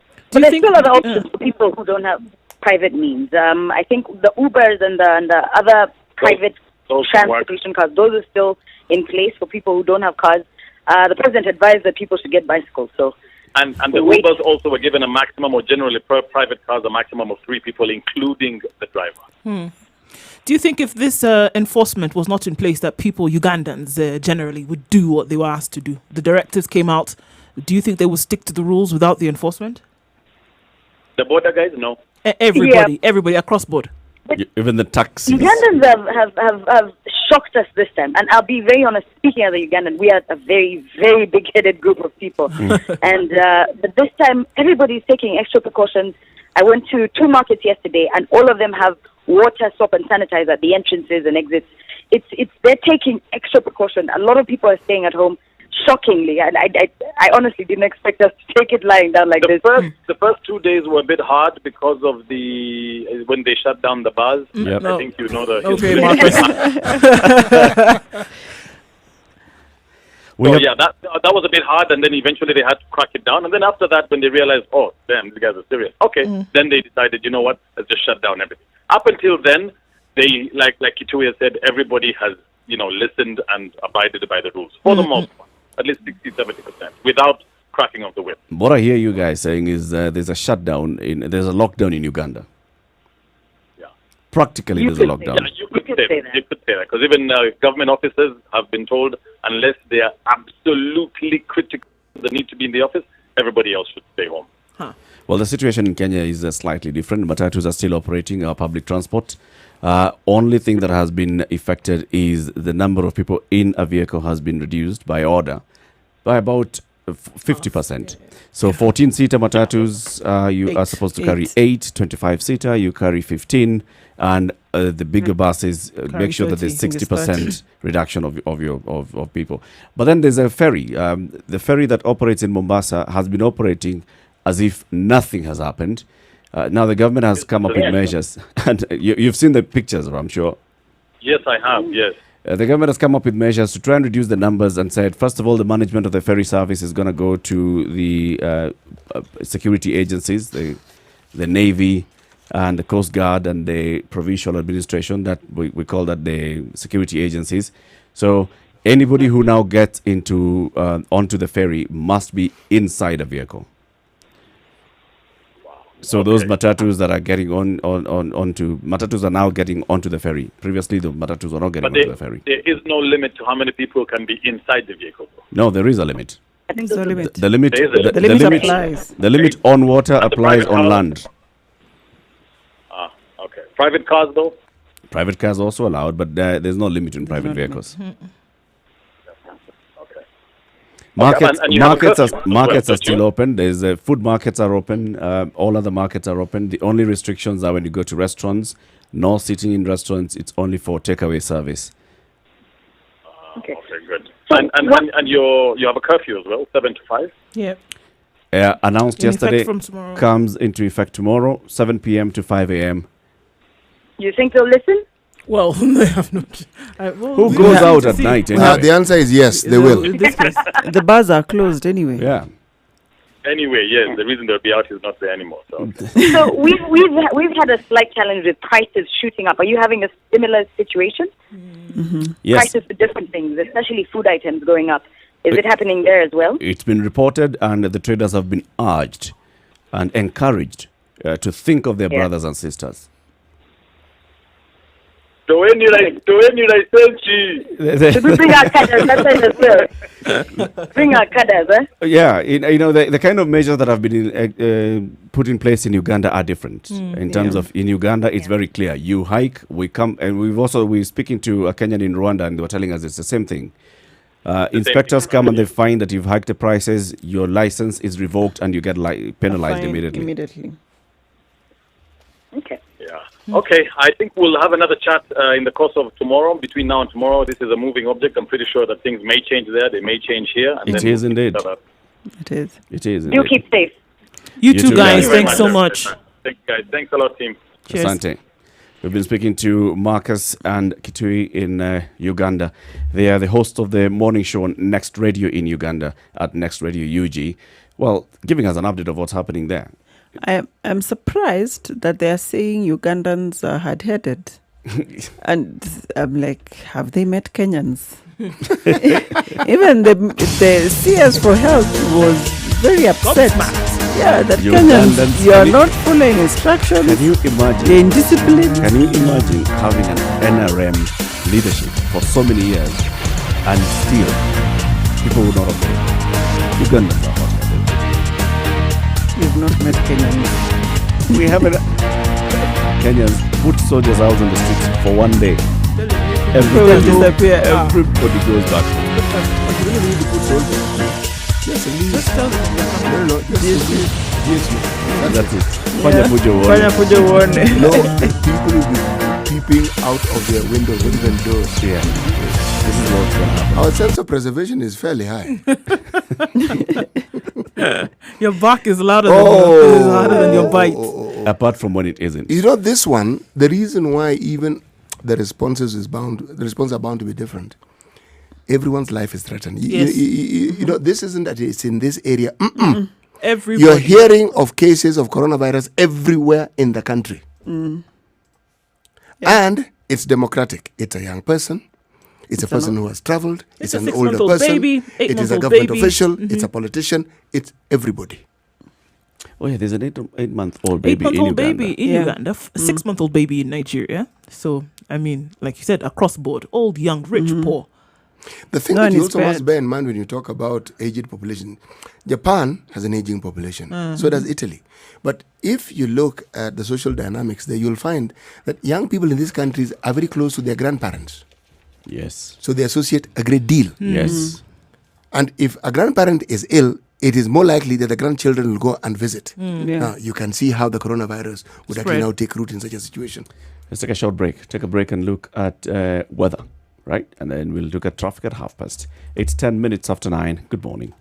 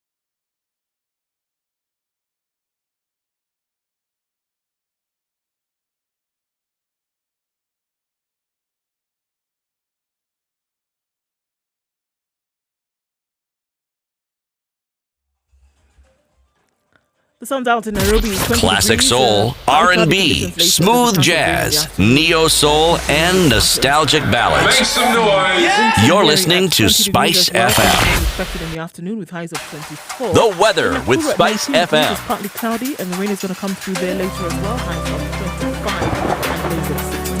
In Eldoret at 16 degrees, it's 22 the highs there with the chance of rain.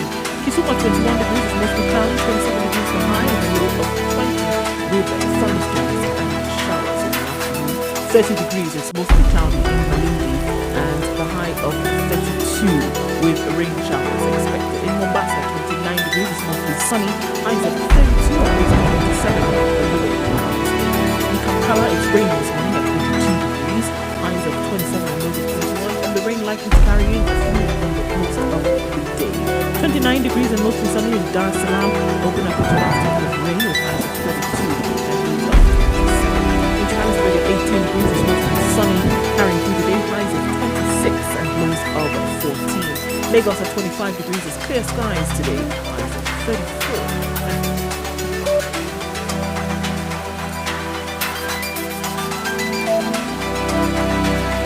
Sugar and spice and everything nice. Alright, okay. Spice FM. Spice up your life. Mature, intelligent talk every morning. Spice up yourself.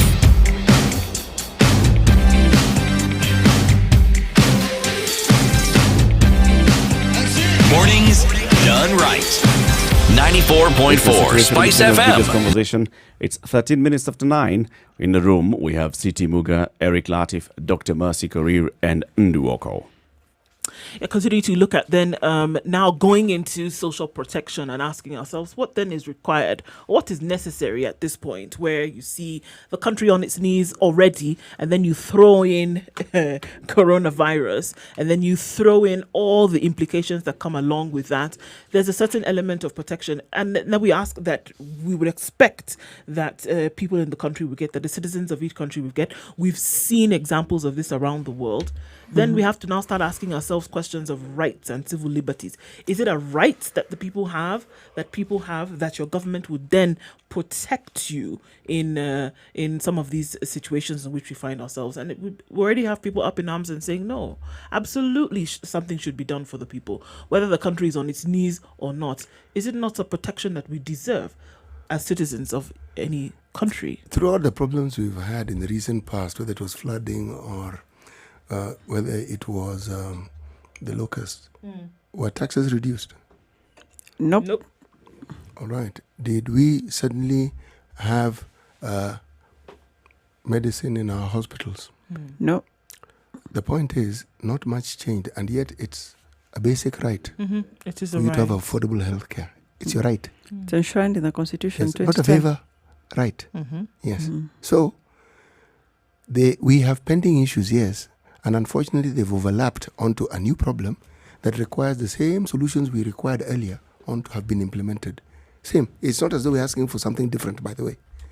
Had those things been done when we asked them, whether it was 3 years ago when the doctors went on strike, or when we had those disasters early last year and onto this year, had these things been sorted out, this problem we're talking about would have been infinitely lessened. Definitely. The structures, the systems, everything would have been in place to actually just meet the threat that is there. It would just have been a matter of activating. Yes, activating. Because if you look, Esiolo is saying they don't have isolation wards, ventilators, I don't know, water in strategic points, and you're thinking this is a hospital. How has it been running if it does not have water in strategic points? How? And this is a basic right. When you think about healthcare, it is not the doctor, it is not the nurse, it is not the building, it is not those fancy equipments that you put in there. It is all these other things which are actually like the backbone that would drive and make that healthcare system work. But now what we're seeing, it's like now people are surprised that you actually need water in a healthcare facility. They are surprised that you need well-trained personnel and who should be well equipped. And these are people who are in positions that can actually make those decisions. And now it's like they are wondering what we are talking about. And all these counties you'll find have water boards. Of course. They actually have a structure of people whose job it is to ensure that there's supply of water. What do they do, for heaven's sake? I think they just have What do meetings they and do? meetings and meetings.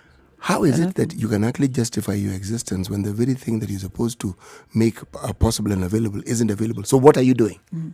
How I see this coronavirus pandemic for me, and after seeing these measures by the president, whether they'll be implemented or not, and I want to borrow from Nigeria, and I'm not stealing your proverb away from you, is that today is our day. When you have climbed up to the Iroko tree, you would be foolish not to come down with as much firewood as you can. Now, clearly, we have seen that we can actually climb the Iroko tree. We are up there. We have realized, actually, government can slash taxes. They can reduce pay. They can put money in our pockets to the vulnerable. They can. Let's come down with as much as possible, because this is our chance. This is our chance. This is probably the only opportunity we have as a citizenry to make sure we get a lot, and to leave with a goodie bag like a 5-year-old coming out away from a birthday party. Exactly, right? So, your loot. Yes, and now for me, this is a chance to make sure we get as much as possible for the healthcare system, for our water and sanitation, and just for social protection moving forward. Once we have that, as we said, your SGRs, your fancy roads, your massive buildings will sort itself out. You don't even need affordable housing. All right. Well, looking at social protection is a conversation that started a minute ago when we really looking at issues around the effects of coronavirus. And we're joined online by the Director of Concern Worldwide, Ms. Amina Ibrahim. She's going to have a conversation with us then about, really what is it that citizens have concerning rights, what should be put in place, and is it time to get what we can while the opportunity presents itself? Amina, good morning and welcome to the Situation Room. Good morning, everyone. Good morning, Amina. You're in the room this morning with Eric Latif, myself, Ndroko, Dr. Mercy Korir, and Siti Muga. Hi, all. And Hello. this is, it's high time that people have this conversation around social protection. This is the time where we need to really push for these measures to be taken. And if I can just talk of what the government of Kenya has defined social protection as. They're talking about social protection being policies and actions that aim at providing safety nets against shocks for the poor and vulnerable, to help them improve their situation and manage, or rather be able to live a decent life. Now, this is something that is applicable whether there is corona or not. Because when you look at the statistics, you've got slightly over 20% of the Kenyan population living below the poverty line, that is defined as $1 a day. So whether there's corona or there's something else, these proportion of the Kenyan population need this assistance year in, year out. And there are measures that are meant to meet the basic necessities, but there are also other measures which are referred to as promotive measures that allow them to access opportunities that enable them and their families live a decent life, realize their potential, and participate in the economy like every other Kenyan. Right. You talk about a push, Amina, and say this is the time to push. Now, on what platforms and who is supposed to be doing this pushing? Because it came out yesterday, there was a directive, there are certain things that are going to be done. But beyond that, what needs to be done? I think this is a collective responsibility for those of us who have access to policymakers or are in a position of shaping public opinion. The measures announced yesterday are grand. I was listening in earlier and somebody said that these are good optics. And I think whether they're good optics or not is something that we can take right now and push for the implementation and probably the expansion of the definition of who these vulnerable are. Because from the way we look at it in the humanitarian sector is, yes, you're elderly, you're women, your orphans and vulnerable children are vulnerable and rightly deserve to get the transfers. Yep. You rightly deserve to expand the scope of the current government programs to include more of these categories. But there's a category that no one is talking about, and because the implementation of this program was based on the premise of progressive realization of some of these rights, the government took a decision that because of financial capacities, they will limit the scope of these programs to this particular group. Now, there's the lady who comes to clean your house. For purposes of social distancing, you've probably told her, look, Mama, Yep. Let's discuss this relationship 3-4 weeks from now. Right. Those of us who, take our responsibility towards the other humans in Kenya would say, okay, I've asked you to stay back, but I will compensate you. I'm still going to pay you. Yes, I will compensate you. I'll still pay you for the time that you're not coming in because it's not of your doing. It's my instruction. I want to protect myself and my family. Yeah. There are others who are not also in a position to do that because of where they are financially.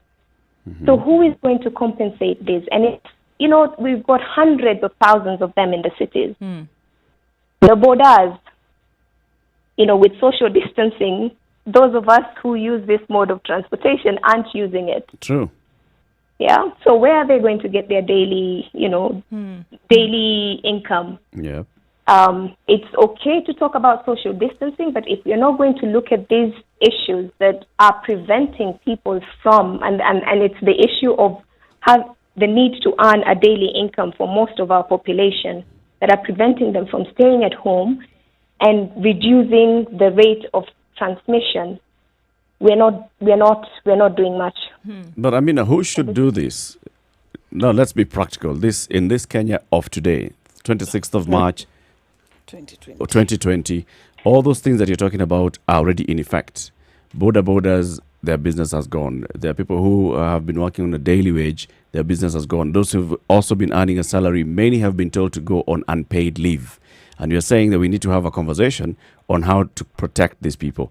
Who is it that we should have a conversation with, and who should be taking action? I think we as humanitarian actors are trying to engage with government to look at how the definition of vulnerable can be expanded to include some of these groups. And I think in your platform, we also need to keep highlighting this, that, it's the elderly, it's the disabled, it's the orphans and vulnerable, but then there's also this group. Let us also include them in this category that is to receive social assistance from government. The other thing that we also need to push for is accountability. Yes, corporates are getting tax relief.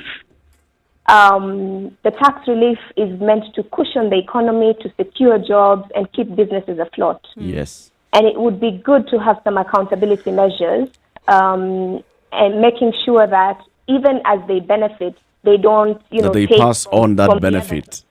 Exactly. They don't take from the other hand by firing people. Yes. And where possible, look at how, the existing staff who have been sent on leave can be compensated, even if it means, taking half pay during this period. Yeah.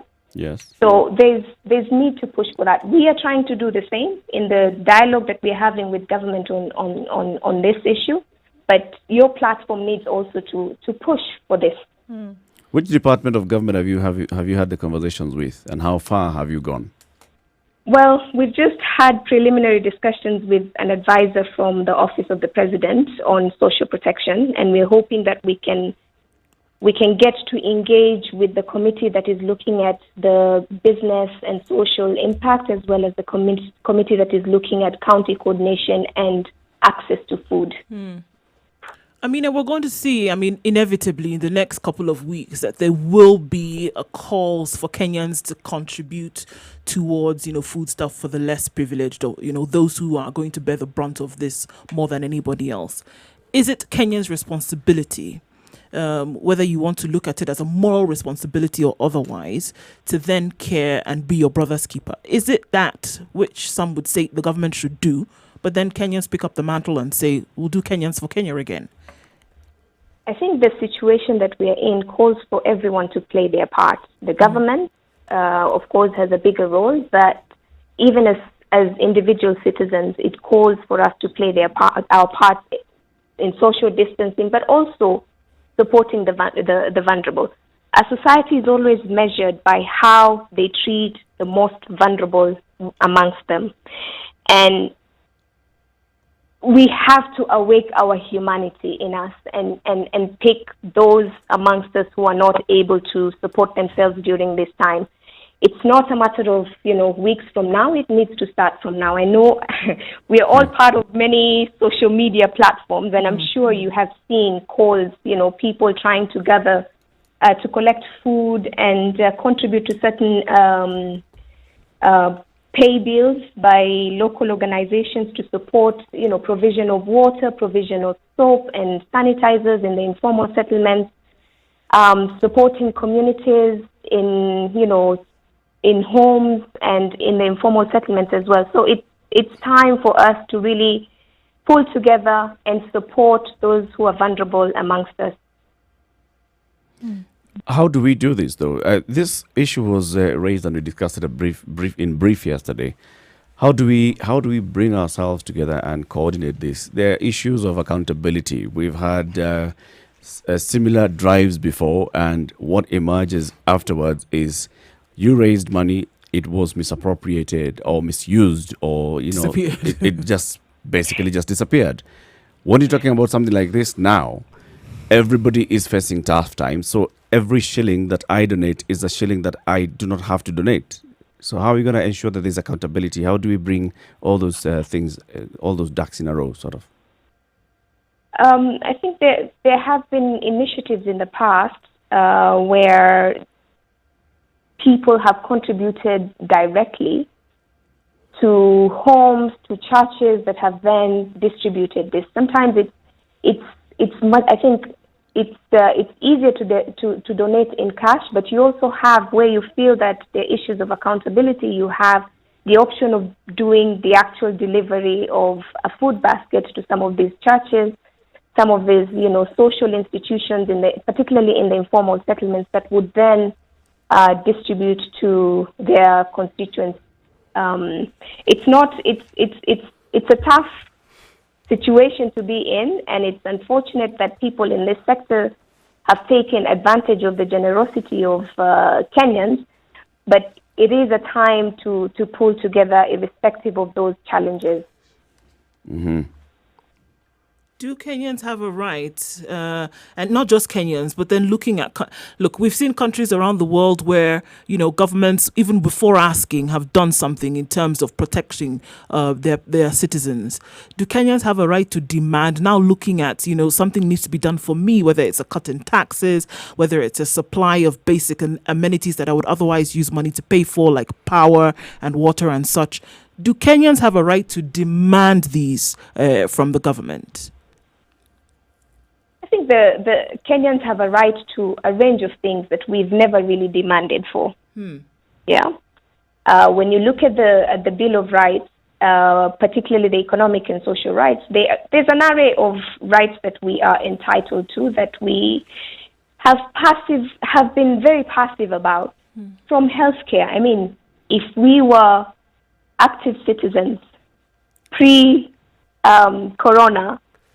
and pushed for a strong public health system, we would not be in the level of anxiety that we are now. I mean, it's an issue that even the most developed countries are struggling with. Yep. But right now, the biggest anxiety for Kenyans is, if I get this, the system is not going to cope. I'm not going to get the right management. And these are problems that should have been dealt with before, if we had really pushed for. In terms of whether this is the time to demand or the time to pull together, I think it's a combination of both. It's a time to demand for measures that will allow us to sail through this period, but also a time for us to come together and support the government initiatives, but also come together with our own initiatives to support the most vulnerable. So I think it's a time for both demand, but also play our part in supporting the most vulnerable. You've said correctly, Amina, that we don't demand. We're not demanding pre-corona. Why is it that we don't demand, and what's it that's going to make us start demanding now?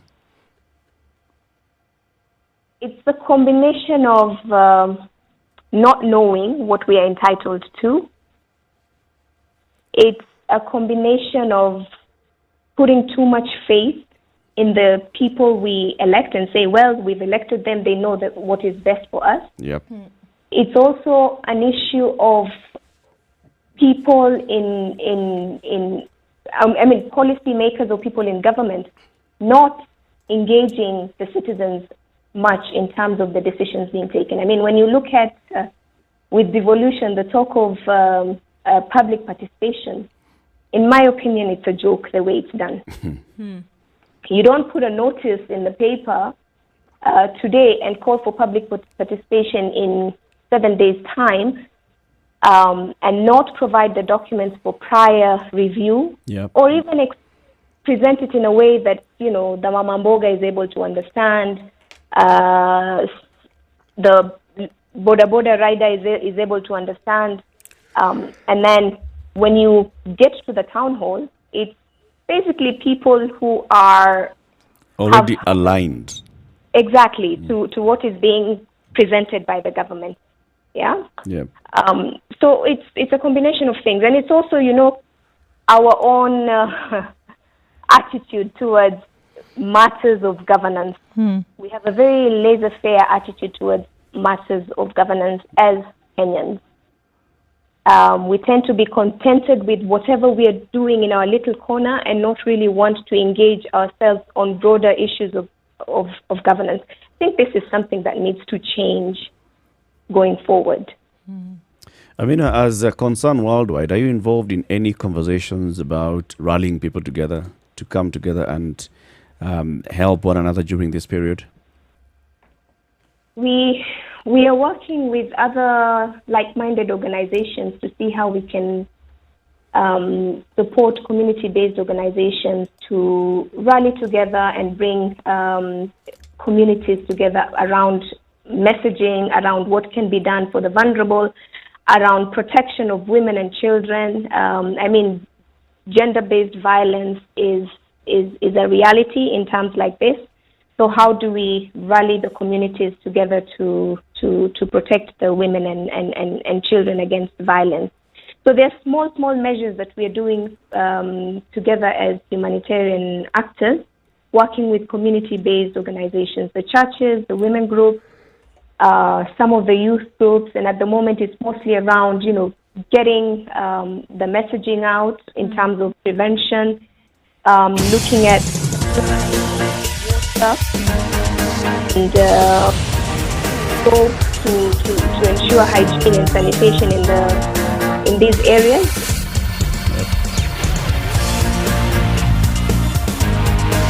Hello. Hello.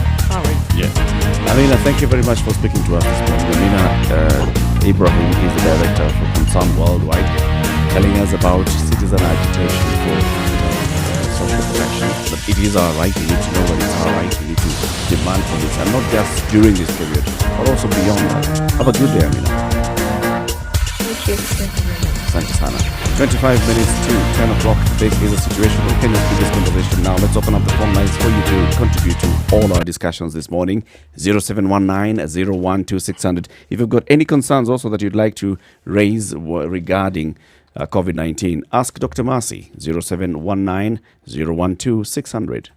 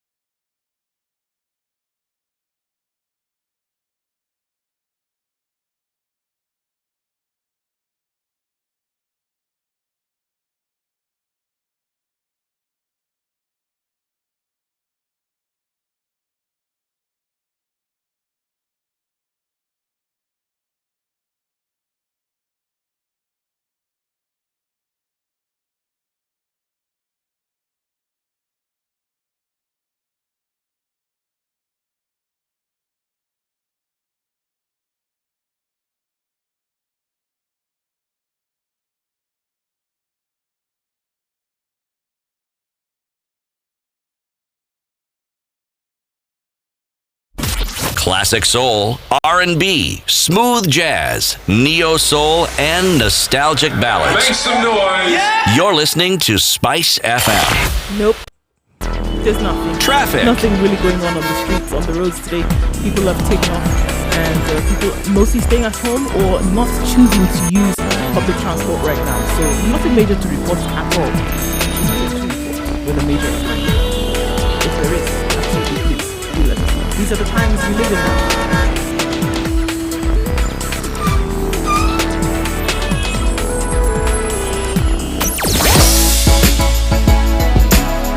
Spice and everything nice. Spice FM. Spice up your life. Mature, intelligent talk every morning. Spice up yourself.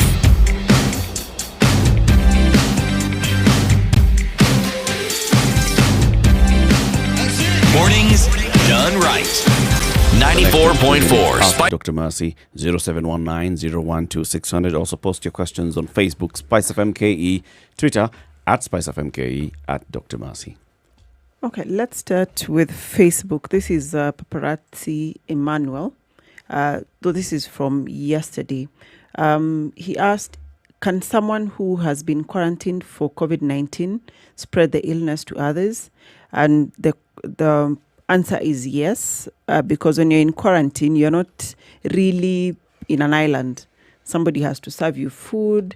You have to, if you have like shared washroom or toilet facilities, it means there's a risk of infecting or spreading to the others in the household. That's why if people are in quarantine, for example, at home, there are certain measures they need to put in place, like the person who is directly attending to you is advised to wear a mask, sanitize everything, and disinfect everything at every opportunity. So there are those measures because there's a risk of spreading, but that risk can be reduced.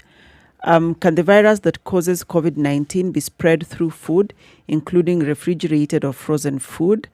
There's been no evidence to this because the transmission is person to person, where the respiratory droplets have to actively move from one person to the next. That's why the 1 meter difference. And if they land on surfaces, that's why the question or they ask to constantly disinfect. Now, if it lands on food and somebody immediately checks it, could be.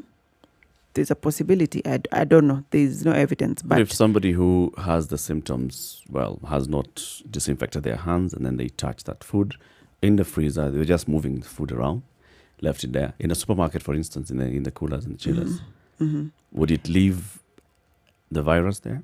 I've not seen any paper or any study to that effect, but thinking about it logically, if it can remain on a surface like this one, if you have not disinfected your hands and you touch food and somebody else touches, that's like a surface. So logically processing that, I think it can be transmitted. So that's why people should disinfect, wash your food thoroughly, or your fruits and vegetables, for example, and wash your hands at all opportunities. His third question was, will warm weather stop the outbreak of COVID-19? And the answer clearly is a no. Because initially, remember when it was in the global north, we thought, no, Africa, weather here, this virus will not survive. And I think we have been proven wrong with time. Yeah. So these measures of hygiene, social distancing, and everything must be applied. Then Kiprotich Ngeno asked, if COVID-19 has no medication, what are they treating at quarantine facilities? And I think for me that was quite an interesting question. Now, when somebody is ill for whatever it is, there is the treatment, which can be the medicine to cure, and there's what we call management. So management could be, and you've heard somebody say we've been admitted in ICU for observation or in HDU for observation or something like this. That's part of management. It doesn't mean they are going to get rid of a certain pathogen or element, because they want to see how are you doing? Are your vital signs stable? Are you breathing well, for example? Is your blood pressure okay? Yeah. Are your sugars okay? Now, in this case of COVID-19, one of the things that has people, that is debilitating for most people, is the fever. a fever or high temperature of 38 is quite high and may not always be controlled by your simple paracetamol that you take, that you swallow. So sometimes you may need an injectable paracetamol, and that has to be in a hospital setting. You need to be monitored. Remember, this COVID-19 can cause pneumonia, and that is what has actually affected most people. So you need to be monitored so that in case you start showing signs of pneumonia, signs of going down, then you're in a healthcare facility that this can be addressed immediately before it becomes too bad. So if in case you need a ventilator, that is given immediately. So what people are doing in quarantine facilities is managing the condition or managing the disease, not treating, in the sense that we know that you get a dose of dawa for 3 days and then you go home. Yeah. All right, another question that did come in, and then again in regards to symptoms or fear of, have to get to work, and I'm not sure if the public service vehicle has been,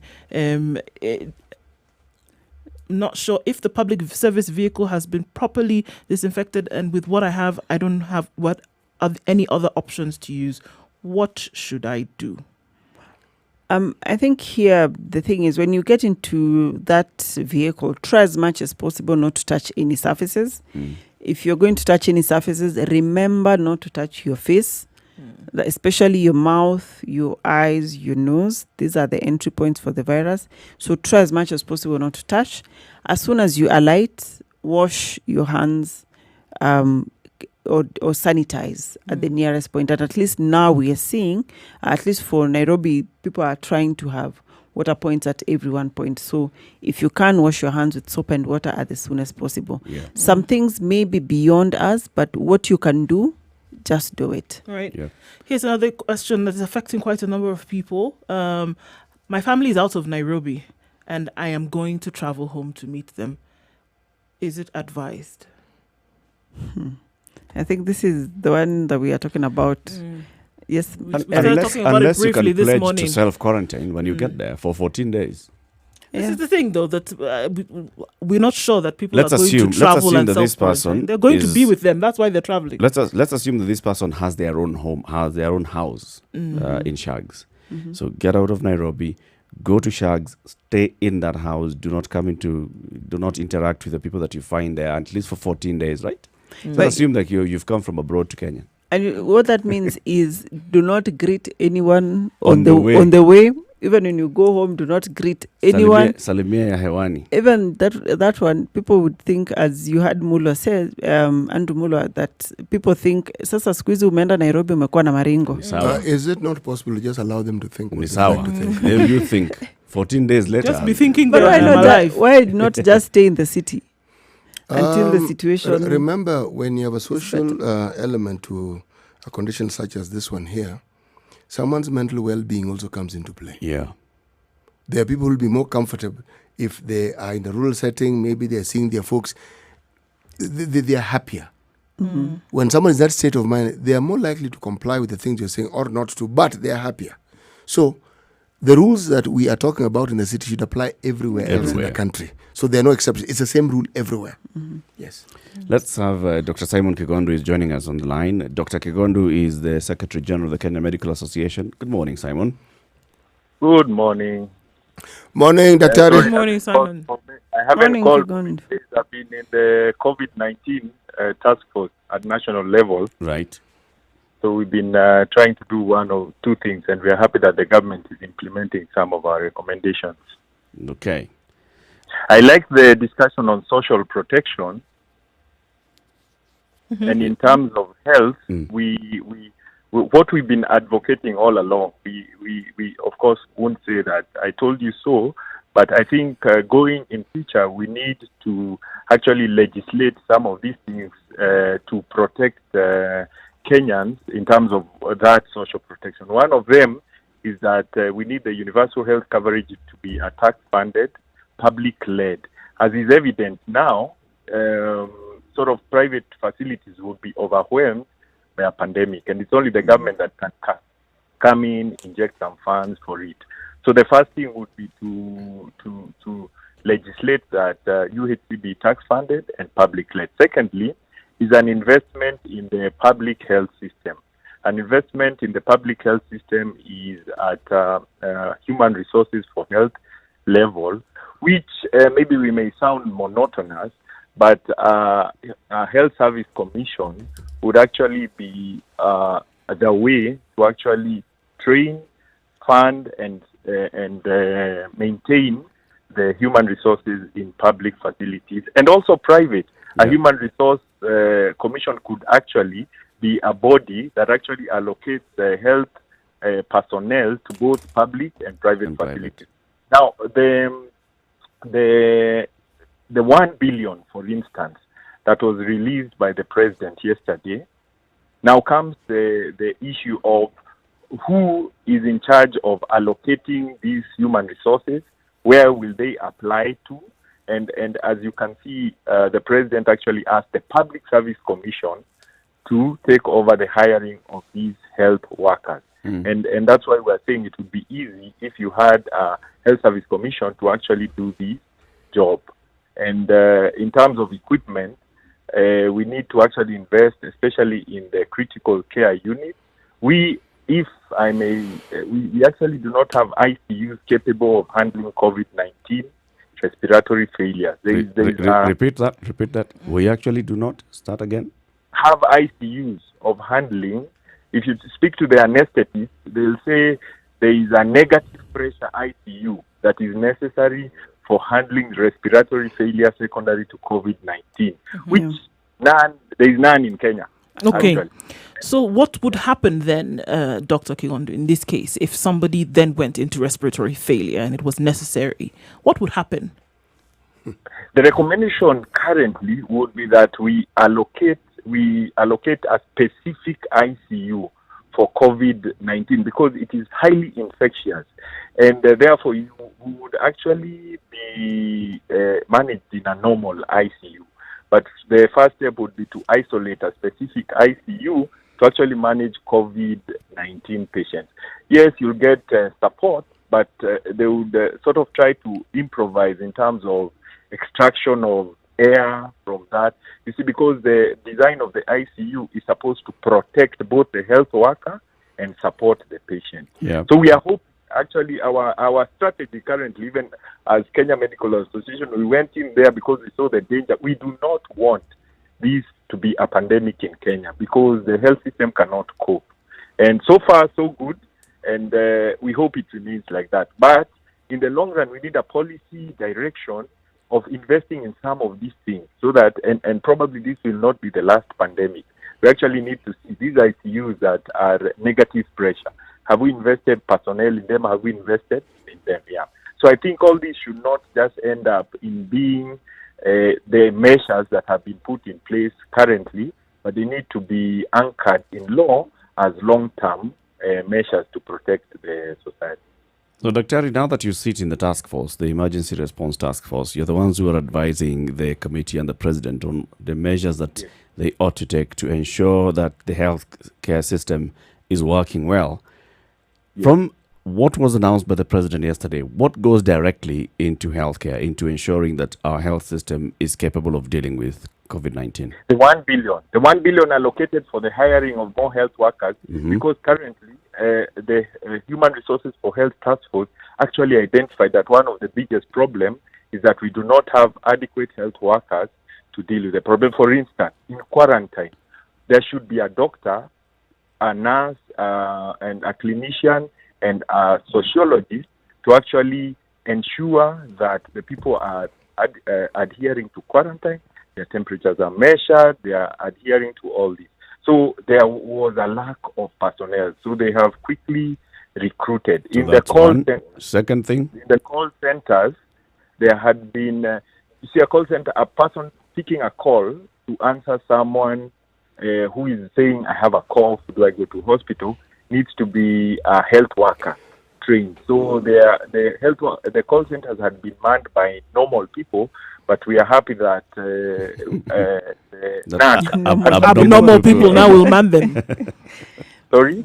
You say they are being manned by normal people. In terms of non-health workers. We get it. We get it. We understand, Daktari. Oh, sorry So about that. We've actually beside the 1 billion shillings for health workers, what else? in terms of the measures announced yesterday or so far by the government. Now, like all other Kenyans, health workers are part of the Kenyan population. These reduction in taxes, they also go to help the individual person. But our biggest worry currently is the personal protective equipment. A lot of health workers are apprehensive about that. And some of the measures that we probably have said, we actually need to use the EPZ to make the personal protective equipment, because the people who manufacture them are not exporting. Because So have you advised this to the committee and the president? Yes, we've given all these advice. And simple measures also, like, for instance, supply of Jik green for wiping surfaces, because these have been known to... But my following a discussion with Professor Ruth Dwati, who is a professor in pediatrics, she actually said, maybe, which is something we may need to think about, everyone should go to their houses, get some old clothes and make a mask. If this infection is being transmitted by droplets, then we can as well have everyone in the country keep the droplets to themselves and wash the mask with soap and water. And that will go a long way into limiting these droplet spreads across the country. Makes so sense. that's just a thought out of the top of the professor's head. And it actually makes sense, because we are facing a situation where we may not have adequate personal protective equipment like masks to protect the health workers. So maybe that's a random thought that could be floated, but I think if we limit the droplets, they won't go on the surfaces. Everyone can make one at home, and we spur up manufacturing by actually getting the EPZ, which has been sewing clothes anyway, to actually make personal protective equipment. It's not rocket science, it's very simple. Very true. Thank you very much, Dr. Simon Kigondu. You're welcome, and say hi to Marty. She's doing a very good job. Thank you, Daktari. Salamu zimefika. Yeah. More questions on Facebook and Twitter, Spice FM KE. Also, you can call in 0719 012 600. New question that you've seen?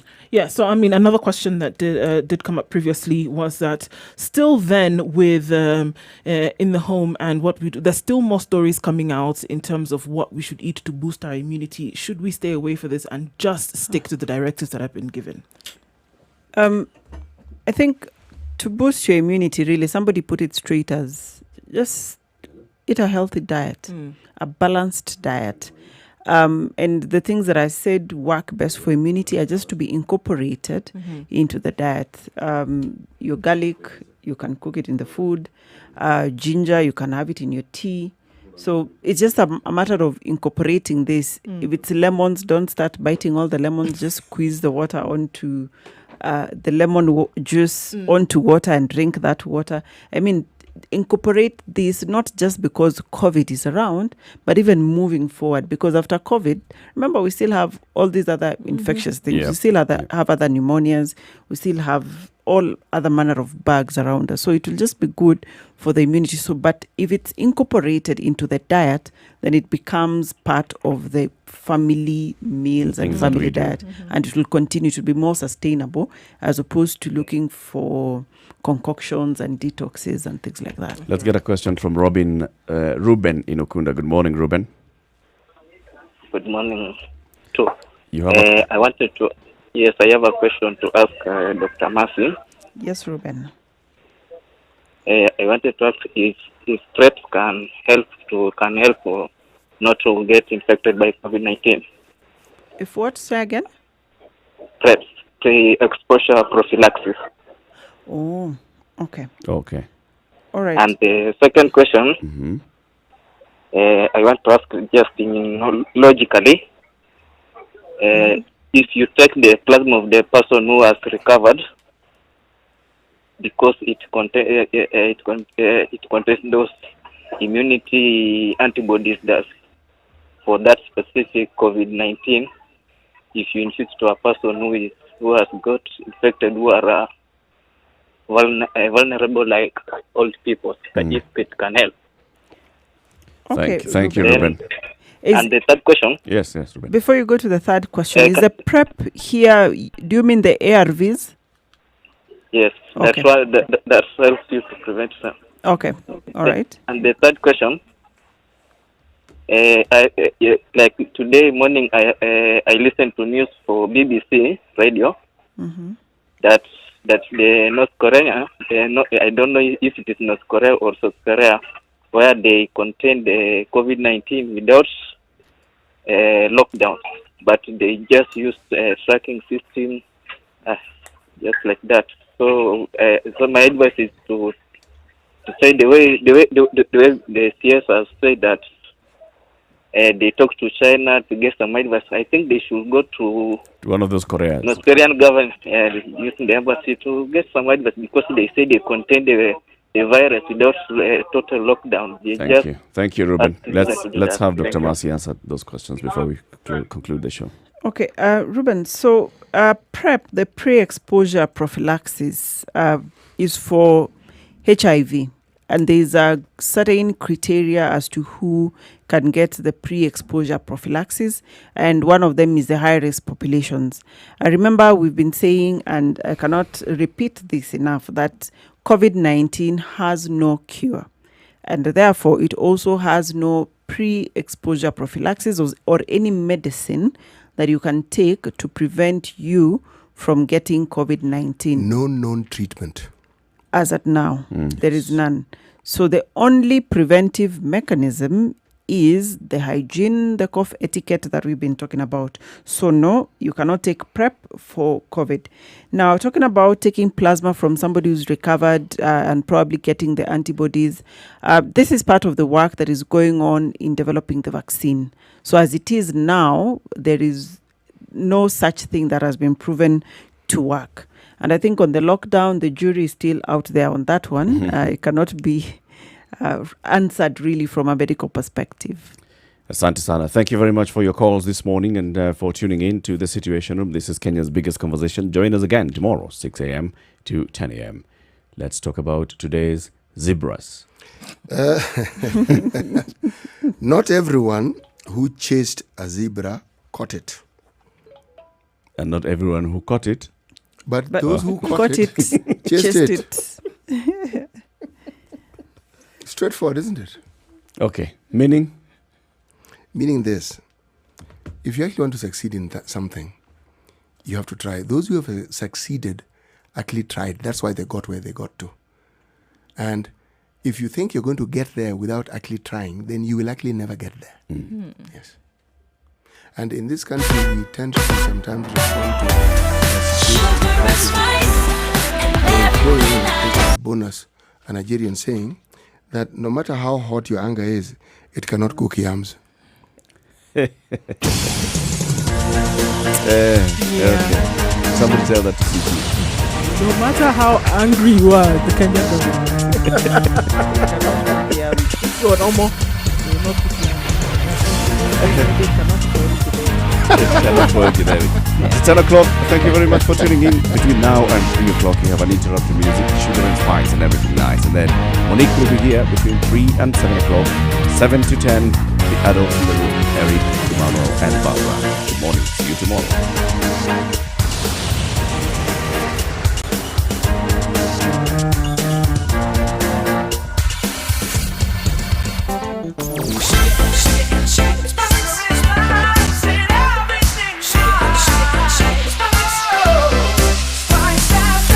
Spice up your life.